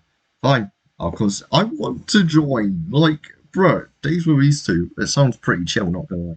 I'll consider joining the cancel, but I want you to look at the clubs before I decide. Really, Chan, you're not saying that to make us feel better? Yeah. I'm just not sure what I want to do. Oh. Okay, Chan, but we're not giving up so easy. So you said maybe. There's still a chance you will come around. Come on. We could have some real fun. Hey, we could play more race. Maybe one day you could beat us unless you graduate from us. That doesn't make me feel any less reluctant about joining, you know. Oh. Waha, surely the horrible board game. Maybe you can play a game you know and give us a handicap. I set out to make you feel better after all. Oh, that's cold, He-chan. Sorry, I think I have to go. I want to go to the library. It's not closed yet, is it? There's stretched sounded yeses in He-chan. I terminal library's open, the clock's on the wall. It's useless, the library is absent. I think you're right, He-chan. We think the library is open. It's on the second floor. You can't miss it. Do you want to show where it is? Nah, thanks. It's okay. I'll see you tomorrow. Bye. One flight of stairs. I ran into problems. Second hallway, copy of third floor. White course plane. Hallways only can be. The problem in this library whereabouts are not easily determined where I think. The classroom marked signs stating where the classes belong to, but there, the plethora of the non-marked room. Is it the library? One of them? Or is it just down the hall? I bet later directions are random. I turn a corner because it's not closed yet. There's not but barely a jar. What? But just barely a jar? What the hell? So that I can see if it's open or nothing else. It would make sense for a library door to be invitingly open while no one's in for it. At least it means someone's inside that could ask me directions. I gingerly push past the center of the door with my fingertips. I feel like an outsider shaking my wall so instantly. Door opens, creep out. Wait, this ain't the library. Leaning over, poking my head further from the room. Is it past me? Hello? Am I lit street? Posture. Um, okay, got it. Um, this is not what I'm expecting. I mindlessly let the door open, taking insight of a solitary figure taking a center stage my band room. The situation steals my voice, leaving me standing at the doorway, staring at a beautiful girl. Evidently, Having taken her time to assess the situation, the girl gently puts her teacup down, opens her eyes and looks at me. Hello there, may I help you? Staring directly in front of herself, the movements of her lips break aside. She's deaf. No, not deaf, blind. Okay. However, it's her soft, measured voice that reminds me she's being separated from the room itself. Not only is it likely at the top of the list, yeah, I'm definitely not in the library. But a blind girl wouldn't be reading books. Not only is she likely the tallest girl I ever seen, but among the foreigners, I'll say she's pretty distinct. Hi, sorry for intruding. I was just kind of lost. Takes a moment to formulate a response before speaking. Every action takes feels like it's carefully choreographed beforehand. Care to take a seat? Unexpectedly, considering that I intrude upon her. Thanks. I slowly stepped towards the seat opposite from the girl, resting her teacup on a saucer on the table in between.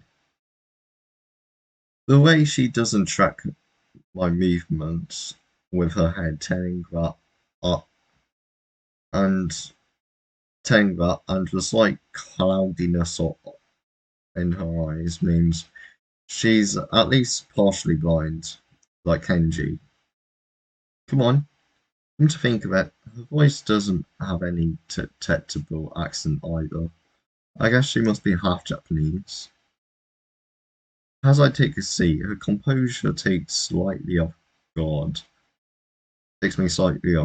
Her air relaxed confidence makes me feel silence entirely comfortable. The calming atmosphere is so different to the student council office. I take it you're the new student, Yamaku?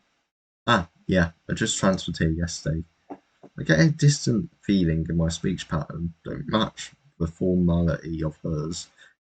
Excellent by restrained bow of greeting.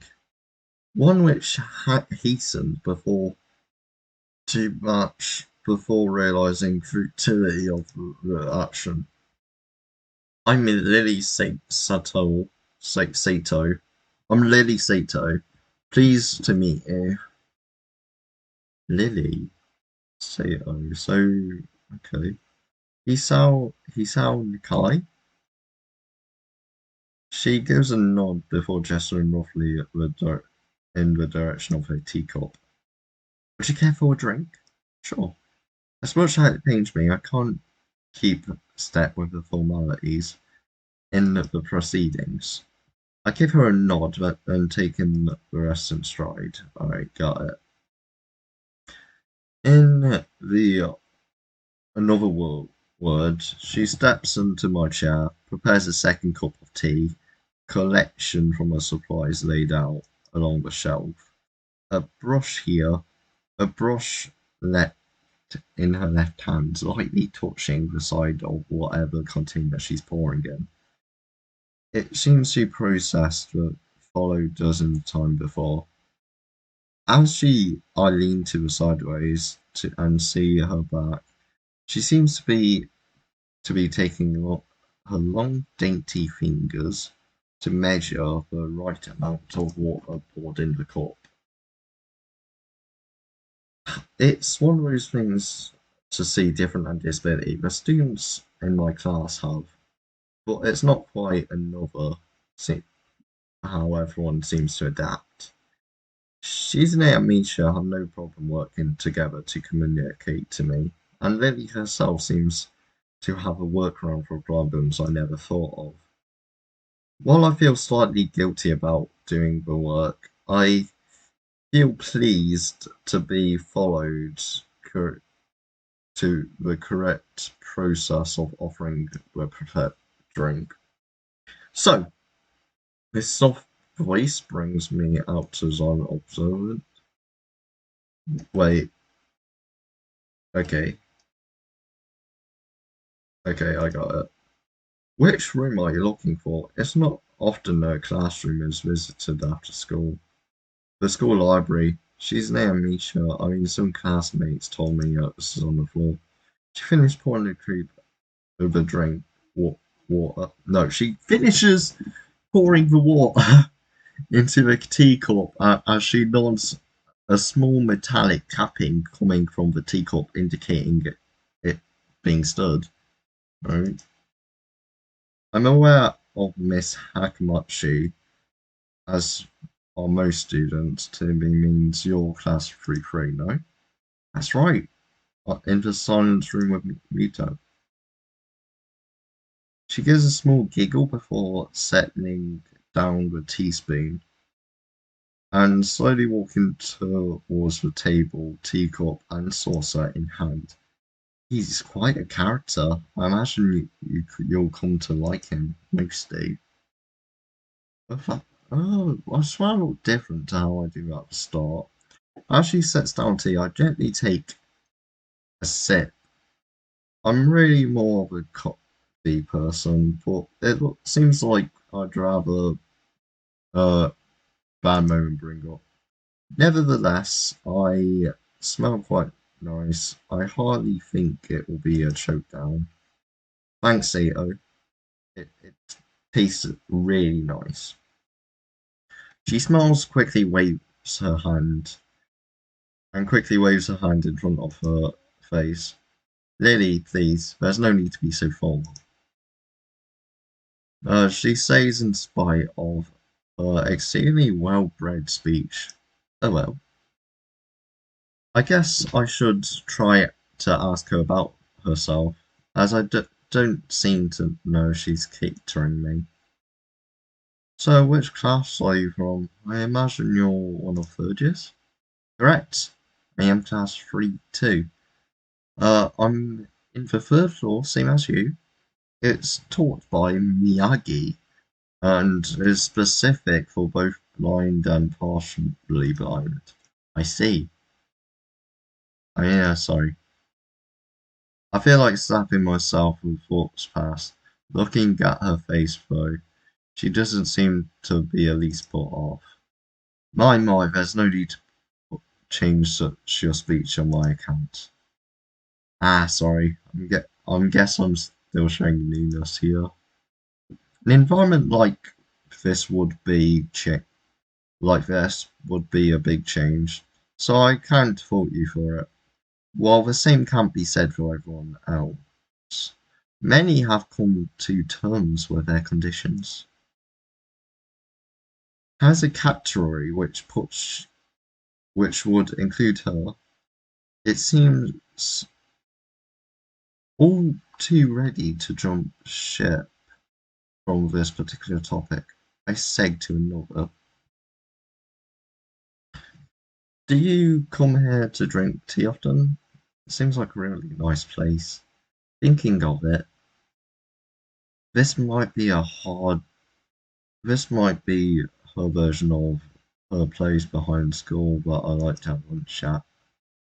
Come here fairly often during lunch. My duties as a class representative don't leave me enough time for the official clause, so a friend I used to for the living room having tea. A class representative for. Compared to Shiznei, her mannerisms seem to be almost completely opposite. While Shiznei's blunt and fiercely driven Lily seems relaxed and calm, almost aloof. Come to think of it, she might be useful for less biased view of school clubs. What kind of clubs are there to join? The popular ones are track and field club, which used to be field near school during lunchtime, the baseball club, and the book club in the near library. There are some numerous small ones, though, such as art and music. At the same time, wanting to get my feet rushing into a club right away, she seems something unappealing. I wonder what a school. I wonder if this school shares the same rules as the old one. Is it compulsory to join the club? Isn't, though it's encouraged. Ah, That's a relief. I've really let my guard down around this girl to let such a thing slip out. The fact that seems to amuse her. Not wanting my tea to get cold, I finally finish drinking it, as Lee does the same. Damn. I look over the window over her shoulders and I notice a light into the room, distantly orange tint. Even here, time doesn't stand still. Time gone quickly?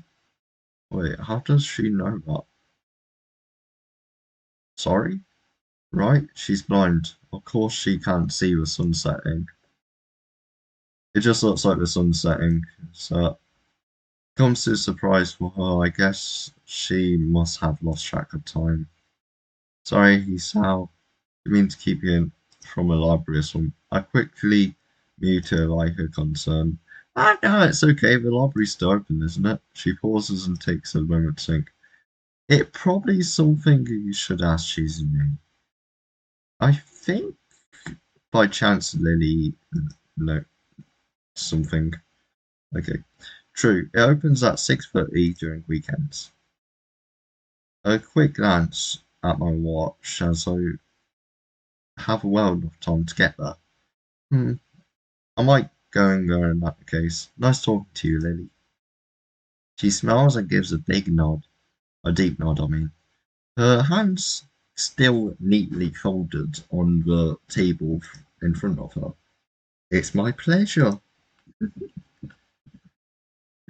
Oh, come to think of it, I shall show you to where the library is. I couldn't possibly ask for more help. I shouldn't. I should be able to find it, alright? Well, unless my navigational skills fail me, which seems like a habit I've been doing. It's alright. I was talking to a librarian there in any case. I could introduce you. This gets better and better. It's hard to deny her offer. If you're sure, then that will be great. Thanks. As she stands up and holds straight, no, holds a straight, retractable cane that had been slipped into a handle of her bag on the floor. Compared to the cane a boy in my class had, Lily had a much thinner and longer. His must more be support, whereas Lily it's for navigation. Together we leave a peaceful room and we empty our hallways onto the library. Side by side we pace carefully, slow to match her. My pace carefully slow to match her. We slowly walk to the hallway. It doesn't take long for us to arrive at a warm-looking room. Apparently, situation centre of the floor where we weren't. Ladies first. Gives a apprehensive smile to Jester while taking a lead on far in. Right. To the left, a wooden count. Damn, this library looking good. With the library proper being on the right. It's easy to dwarfs my old school library. There's distinct smell of books placed on an old world air. There doesn't seem to be a lot of students here. I consider taking the time. It isn't big surprise. Everyone's probably either on school ground. No, wait, no, it should be big to you because you said that like where you were getting books in the hospital were like from like basically a store shed, right? Yuko, are you here? She says as the FM. The library doesn't seem to be present, and of course Lily isn't either. What's unexpected to draw it? Reaction. Something under the counter thuds against quietly. Oh, who is it? Oh, it's the librarian. The origin. Apparently, the librarian quickly crawls out and bounces to extremely rigid attention. Hi, Lily. How can I help you? Her voice strained into failing attempts to sound casual while she's running back of her head. Good afternoon. What happened just now? I heard a strange sound. It's nothing, I just hit my head. I dropped my eraser onto the table and I was looking for a pencil drop. And when I was looking for both, you came and surprised me. Are you alright? I'm sorry, I couldn't know. It's okay. It's okay. I'm sorry for making you worry. It's nothing. I've had worse things happen to me. Okay. She quick reverse Lily's apologies almost frantically, trying to push aside the possibility that she could, in convention, needs be bashing her head onto a counter. Yes, worse things have happened. Hehehe. The girl fidgets her finger, as Lily doesn't seem to drop concerned expression, and then she shuffles paper and around her counter for no reason. A shorter than Lily, reflected glass, freckles, and a troubled look. She seems a fit perfect librarian. Ah, Lily, did you get a message? Message? Hmm? The two important books arrived. Right, they finally came. I can't believe it took so long, but amidst their celebration, partially managing the topic, Comshaw noticed me from around the corner. Her eyes freeze on the spot when she does. I'm sorry for not noticing you before. Did you want to check out a book? Return one? I'm sorry. It's just like a total cliche librarian. The way she quickly shifted between moves is unsettling. He's with me. Yuko, this is Hisao, a new student. Hisao, this is Yuko, the school librarian. I'm pleased to meet you. Hisao, right? Hisao, pleased to meet you too, Hisao. For a reason, she is visibly attempts to engrave the name into her mind so she won't forget it. Yuko often arranges an import of foreign books braille for me. Would you like to tell Hisao a little something about the library?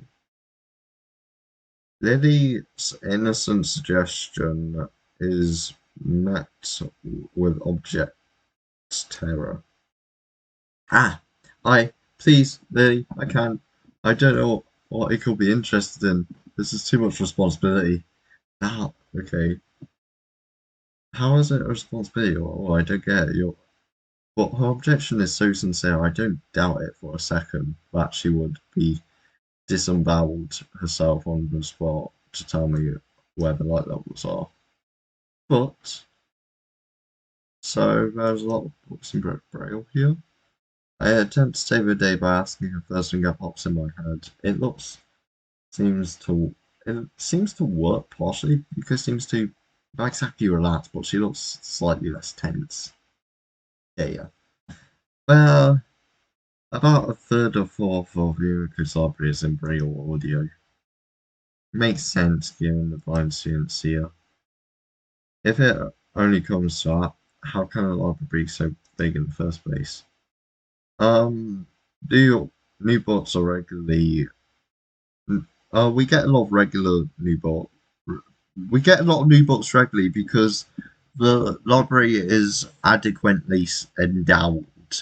That's probably why. I spent more on new bots than salary than to organise the shelves myself. It's so troublesome and must weigh so much. I wish I could quit this job.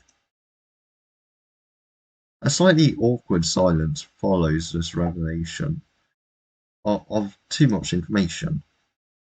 I'll check the aisles then if you don't mind. It is probably best for all of us if she doesn't keep talking to me. Very well. Meanwhile, Yuko, I haven't those books for you right away. Okay, so first impression was the library surprisingly big. Did you just say it was small? I'm betting this narrow aisles. I study the spirals of books in order, occasionally sliding one out to read the book, taking it with me if it sounds good. few moments, I respectfully stack the books in my arms. Guess I have a strict choice here. No matter the other libraries again, sure, these are large books, real, scattered throughout. But it's what makes a library a library. It's, a, it's as if the calm mood from the room. I had tea with Lily. I snuck in here with in. I had tea with Lily and snuck it with us in here. Unless it begins with. Some of that was put me at ease. I reached the end of the aisle collection of desks set up for study, personal reading. Going further into the books, I discover a quiet corner back.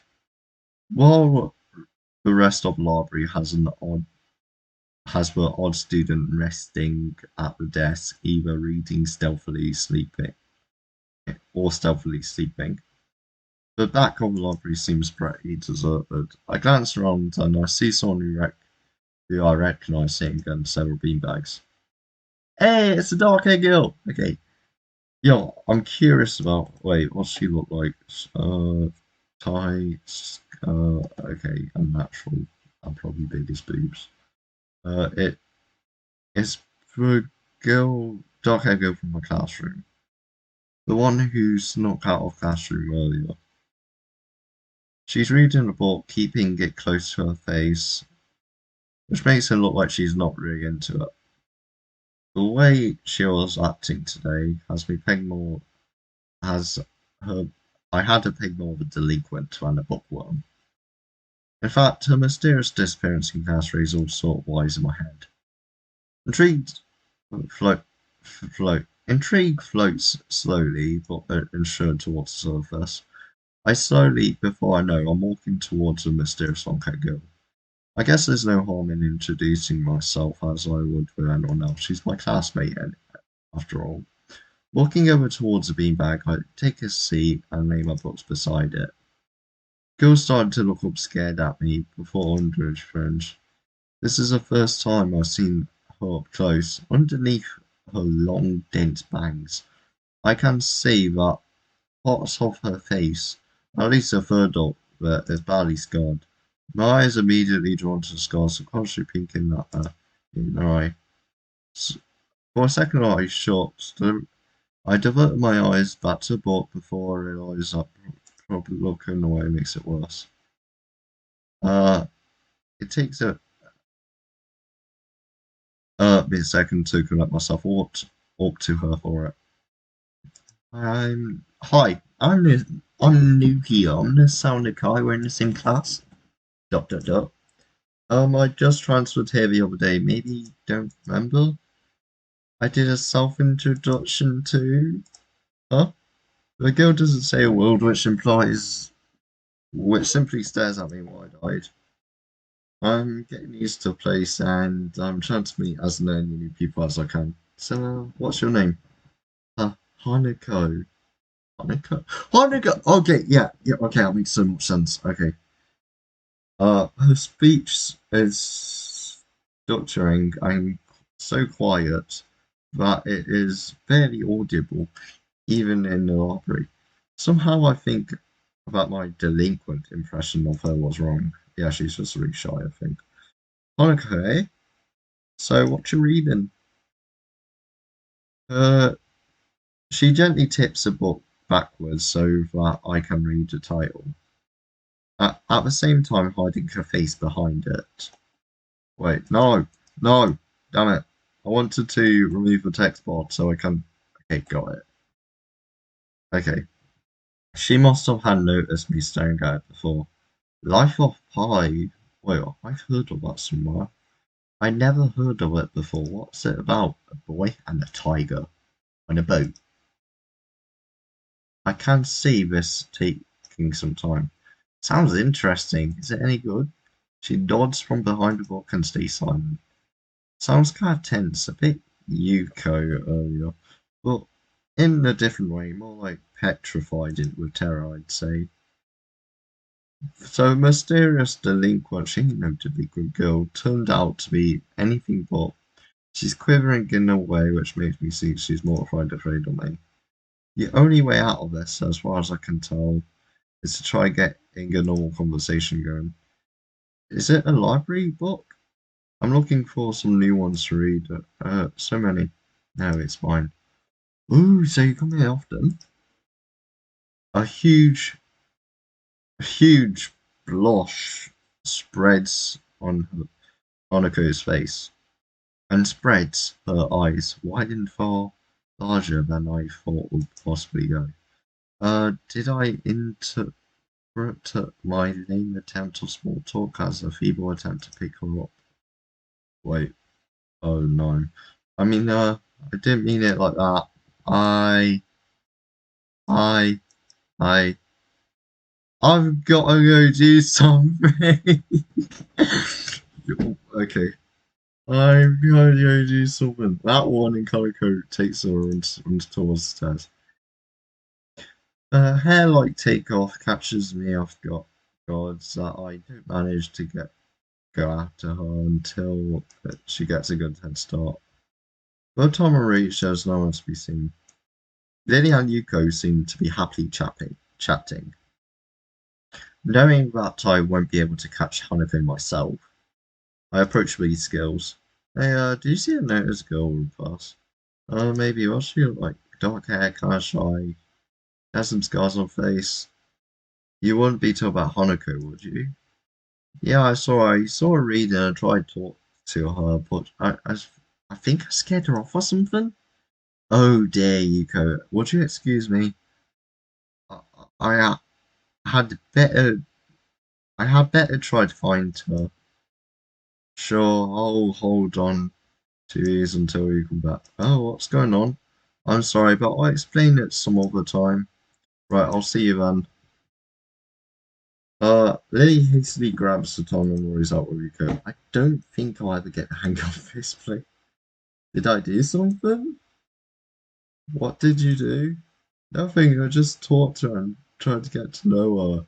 I didn't manage to get started. Yuko sighs and looks awfully bothered, even more so than she did before. I guess you weren't wrong so much as tactless. Tactless? That girl's a bit of a special case. It's like she never really talks to anyone. So, isn't it a bit strange? I wonder what it I think. Eco doesn't sound at all that bit convincing. Then again, maybe it's just a norm around here. Everyone has their own problems, or else they wouldn't be here. Perhaps I was being a little bit too tactless after all. But how should I deal with these people? Forcing myself to act overly casual feels like makes me feel like a phony. Like I was supposed to be ignoring the elephant in this room. Eco physics talking like she wants to do something but resists it. I think it's an elephant only if you feel that way. Uh, I guess she doesn't have a good sense of self-restraint. It makes me smile. She breathes heavily. What? Did I say something stupid? No, you just sound really wise. I guess you're right. There's more people inside. Neither of us had anything to add. Yuko feels in silence by shuffling papers around. People who have papers on their desk really like doing that. True. Um, did you find any books? I should be closing soon. I mean, this library is going to be closing, but I hope it's not an inconvenience to you. Oh yeah, I want some books, but I left them over there because I'll just get them. I fetched a stack of books and beanbags where Hanako and I were standing to return to counter. Ah, you read a lot, don't you? I surprised myself with that, to be honest. At least that's what I think about it. I had a lot of free time earlier in the year, so kinda I started reading books to fill that time. I couldn't do much else. I see, but she doesn't say anything else and just checks out my books for me. I guess this is what they call tact. E. Holding the library books and with one on my drawer pocket and writing out my dorm. Suddenly a sound startles me, making it nearly drop my books. I suddenly carry and almost manage to get books in. Who is it? I turn around to see who is talking to me, and it's Kenji. He seems to be in a friendly mood. Although the light squint in his eyes dark gives makes him look sinister. It's just me. Makes him pause and lick his lips nervously. Who is me? I don't know anyone who called. Are you the new guy again? His voice suddenly stained out and quick. Yes, we met before today. I don't think so. I remember meeting someone yesterday. What was it? And what time of day? Is that a joke? Prove that we met before. We lived you lived across the hall, you're Kenji? Kenji jumps with his eye on transfer. I do know my name. Means that two things. We either we met and you're telling the truth, and I just can't remember it, or you're a spy. He pauses. A psychic spy. His eyes dart around me. Sees the room. He believes he can see through his thick glasses. His mood throws manic and less than a minute. I'm not psychic. How do you know? How do I know that? I might be a mind reader. Kanji points his finger up in my face to me. Unlike you. Stop, man. We met yesterday. What's wrong with you? I live in this room. Lies. If you can pass as he shall, because I'm legally blind. You are sorely mistaken. You don't even look like him. I mean, resembling real Sim. Maybe at the disturbance, but you're kidding. What the hell was up with this dude? I want to grab him by the shoulders and shake him desperately. I rub my eyes and let out a heavy sigh. Stay here. Kenji comes closer. Closer one step. I stay still. Lest he insults me physically. Although I doubt he could do that much damage even if he did. Wait, I see it now. Damn, it really is you. Oh my god. Sighing again. I then wondered what good measure. I even stepped back in the case. What's up, man? You don't look like you're doing too good. Is something wrong? No, I just had to have something really stupid. I a few things. Actually, with a discount to one.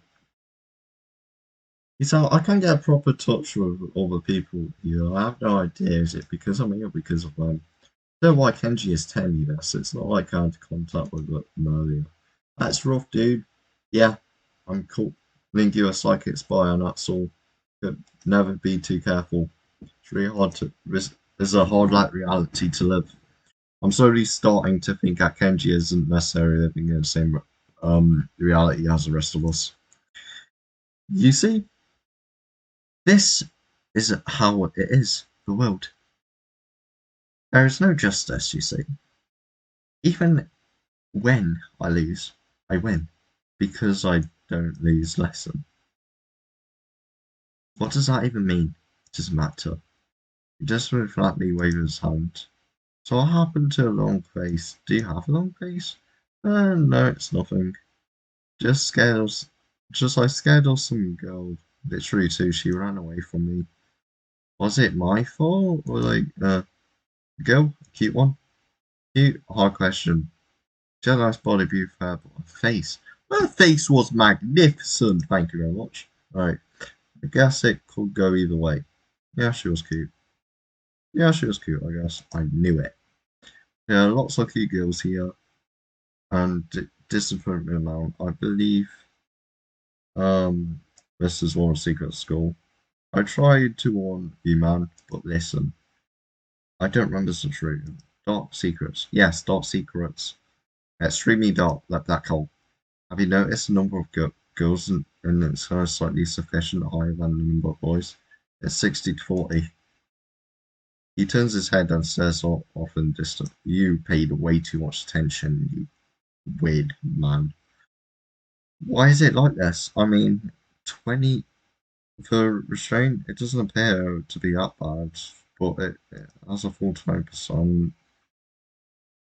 I think this school has a huge pool of women that would be mad dreams, but no. I can't tell you what I'm doing already. I don't know where this is going, but I think I'm missing too much to cut it off. No, I'm not ready. I only get as far as turning the door before Crunchy starts talking again, showing that he doesn't really care if my mind's blown or not. I believe this school is a battleground, a site of feminist infiltration.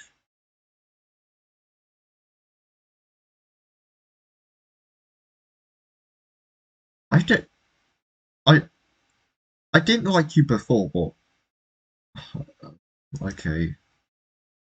This this disparity in number of men to women is a clear sign of how far they come. In case the cold world turns hot, they should turn the superiority in numbers. Ready to skirmish and exterior war forces, feminists. They everywhere in Japan, women outnumbered men. It is not a 60-40 split, it is a matter of time, man. What the fuck is up with this dude? Okay. Even in America, women are a majority by a hair. They're building up their numbers in the past. They're building a military and declaring an immense war. Japan is a first step. Our economy is a badass. Our country itself is small and isolated. Yeah, part of this in terms of political value. Perfect time. They are coming. It's a perfect target. They are coming as expected of women. Soon the day becomes when Kenji's voice trails off ominously. Ominously. Okay. That's why you can't trust them. They sting you. They kill you. Just as they kill you. Who hurt you? Okay. Oh no. I can't stop myself from blurting it out. Hey, what the hell does that mean? You said it, not me. That's what I can think. Terry, you're not supposed to think like that? Damn, so rude. No, you're rude. Where was I? Oh yeah, there was this conspiracy. Stop. I lost way back somewhere. Some about things. The art it's cool. There's some grass and stuff in my room and puppets. Are puppets? No puppets. If you don't like puppets. Okay, grass, alright. Speaks to me moving hand. There's a string that I have him pegged as a relatively not. I had him pegged as relatively normal. He isn't. But it's clear I was wrong. Something on your mind, dude? Just something about what I killed that same man in this room. Kenji frowns, looking deeply upset. You think, I mean, that's you. That can't be, because I'm the last sane man in the insane world. That's my dream. You can't steal a man's dream. What the fuck? What is this, Howard? You can't be in the same two same last same man. It will be invalidate the whole last part. Important. There can be only one in a horror movie the where there could only be one, and in the end there must only be one dude left. That's because of one. I have never seen someone talk so heatedly and defensively about absolutely nothing before. Anyway, if you wait here, I could get my grass, or some Alison dots, pen grass. To finish my be a pal. I'm going to bed now, it's extremely late. That doesn't sound like an analogy, but whatever. I like you, you seem cool. I don't like you, you don't seem cool at all. Most people don't understand what I'm talking about. What I'm trying to do, vast feminist conspiracy. Denial is a terrible thing. Later, he claps me on the back and vanishes into his room. Quietly, he didn't even open the door, like it was some ghost. I don't know if I can digest what just happened, so I give up and just go to my room, kicking my shoes off and falling straight first into my bed. What happened to reading? It takes some time to relax, so I get up and start doing homework because of it's because of these shit. sheets are cool and confident in to rest against my cheeks. It feels so good just lying there with my eyes open. This school seems all kinds of lot and it's a surreal island. It's isolated on top of a mountain and each person is stranger than the last. And I can't just seem to fit in. What irony! One would think that fitting in a place that's made for people who aren't fit to be anywhere else would be easy. Maybe I'm trying too hard? Although I say that, it doesn't help get the edge off, and words are starting to echoing off my walls. I guess it's not as bad as I expected though. This place really is more of a school and less of a hospital pretending it's a school than I thought it would be. If nothing else, the scenery's beautiful. Open one eye and school bought some bottles, pills, books, other stuff on my desk. Maybe this place is too normal to be a school after all. Okay, I'm gonna save that. Okay. I hope you all have an amazing day. I know that I am. And I shall see you all in the next episode. Goodbye.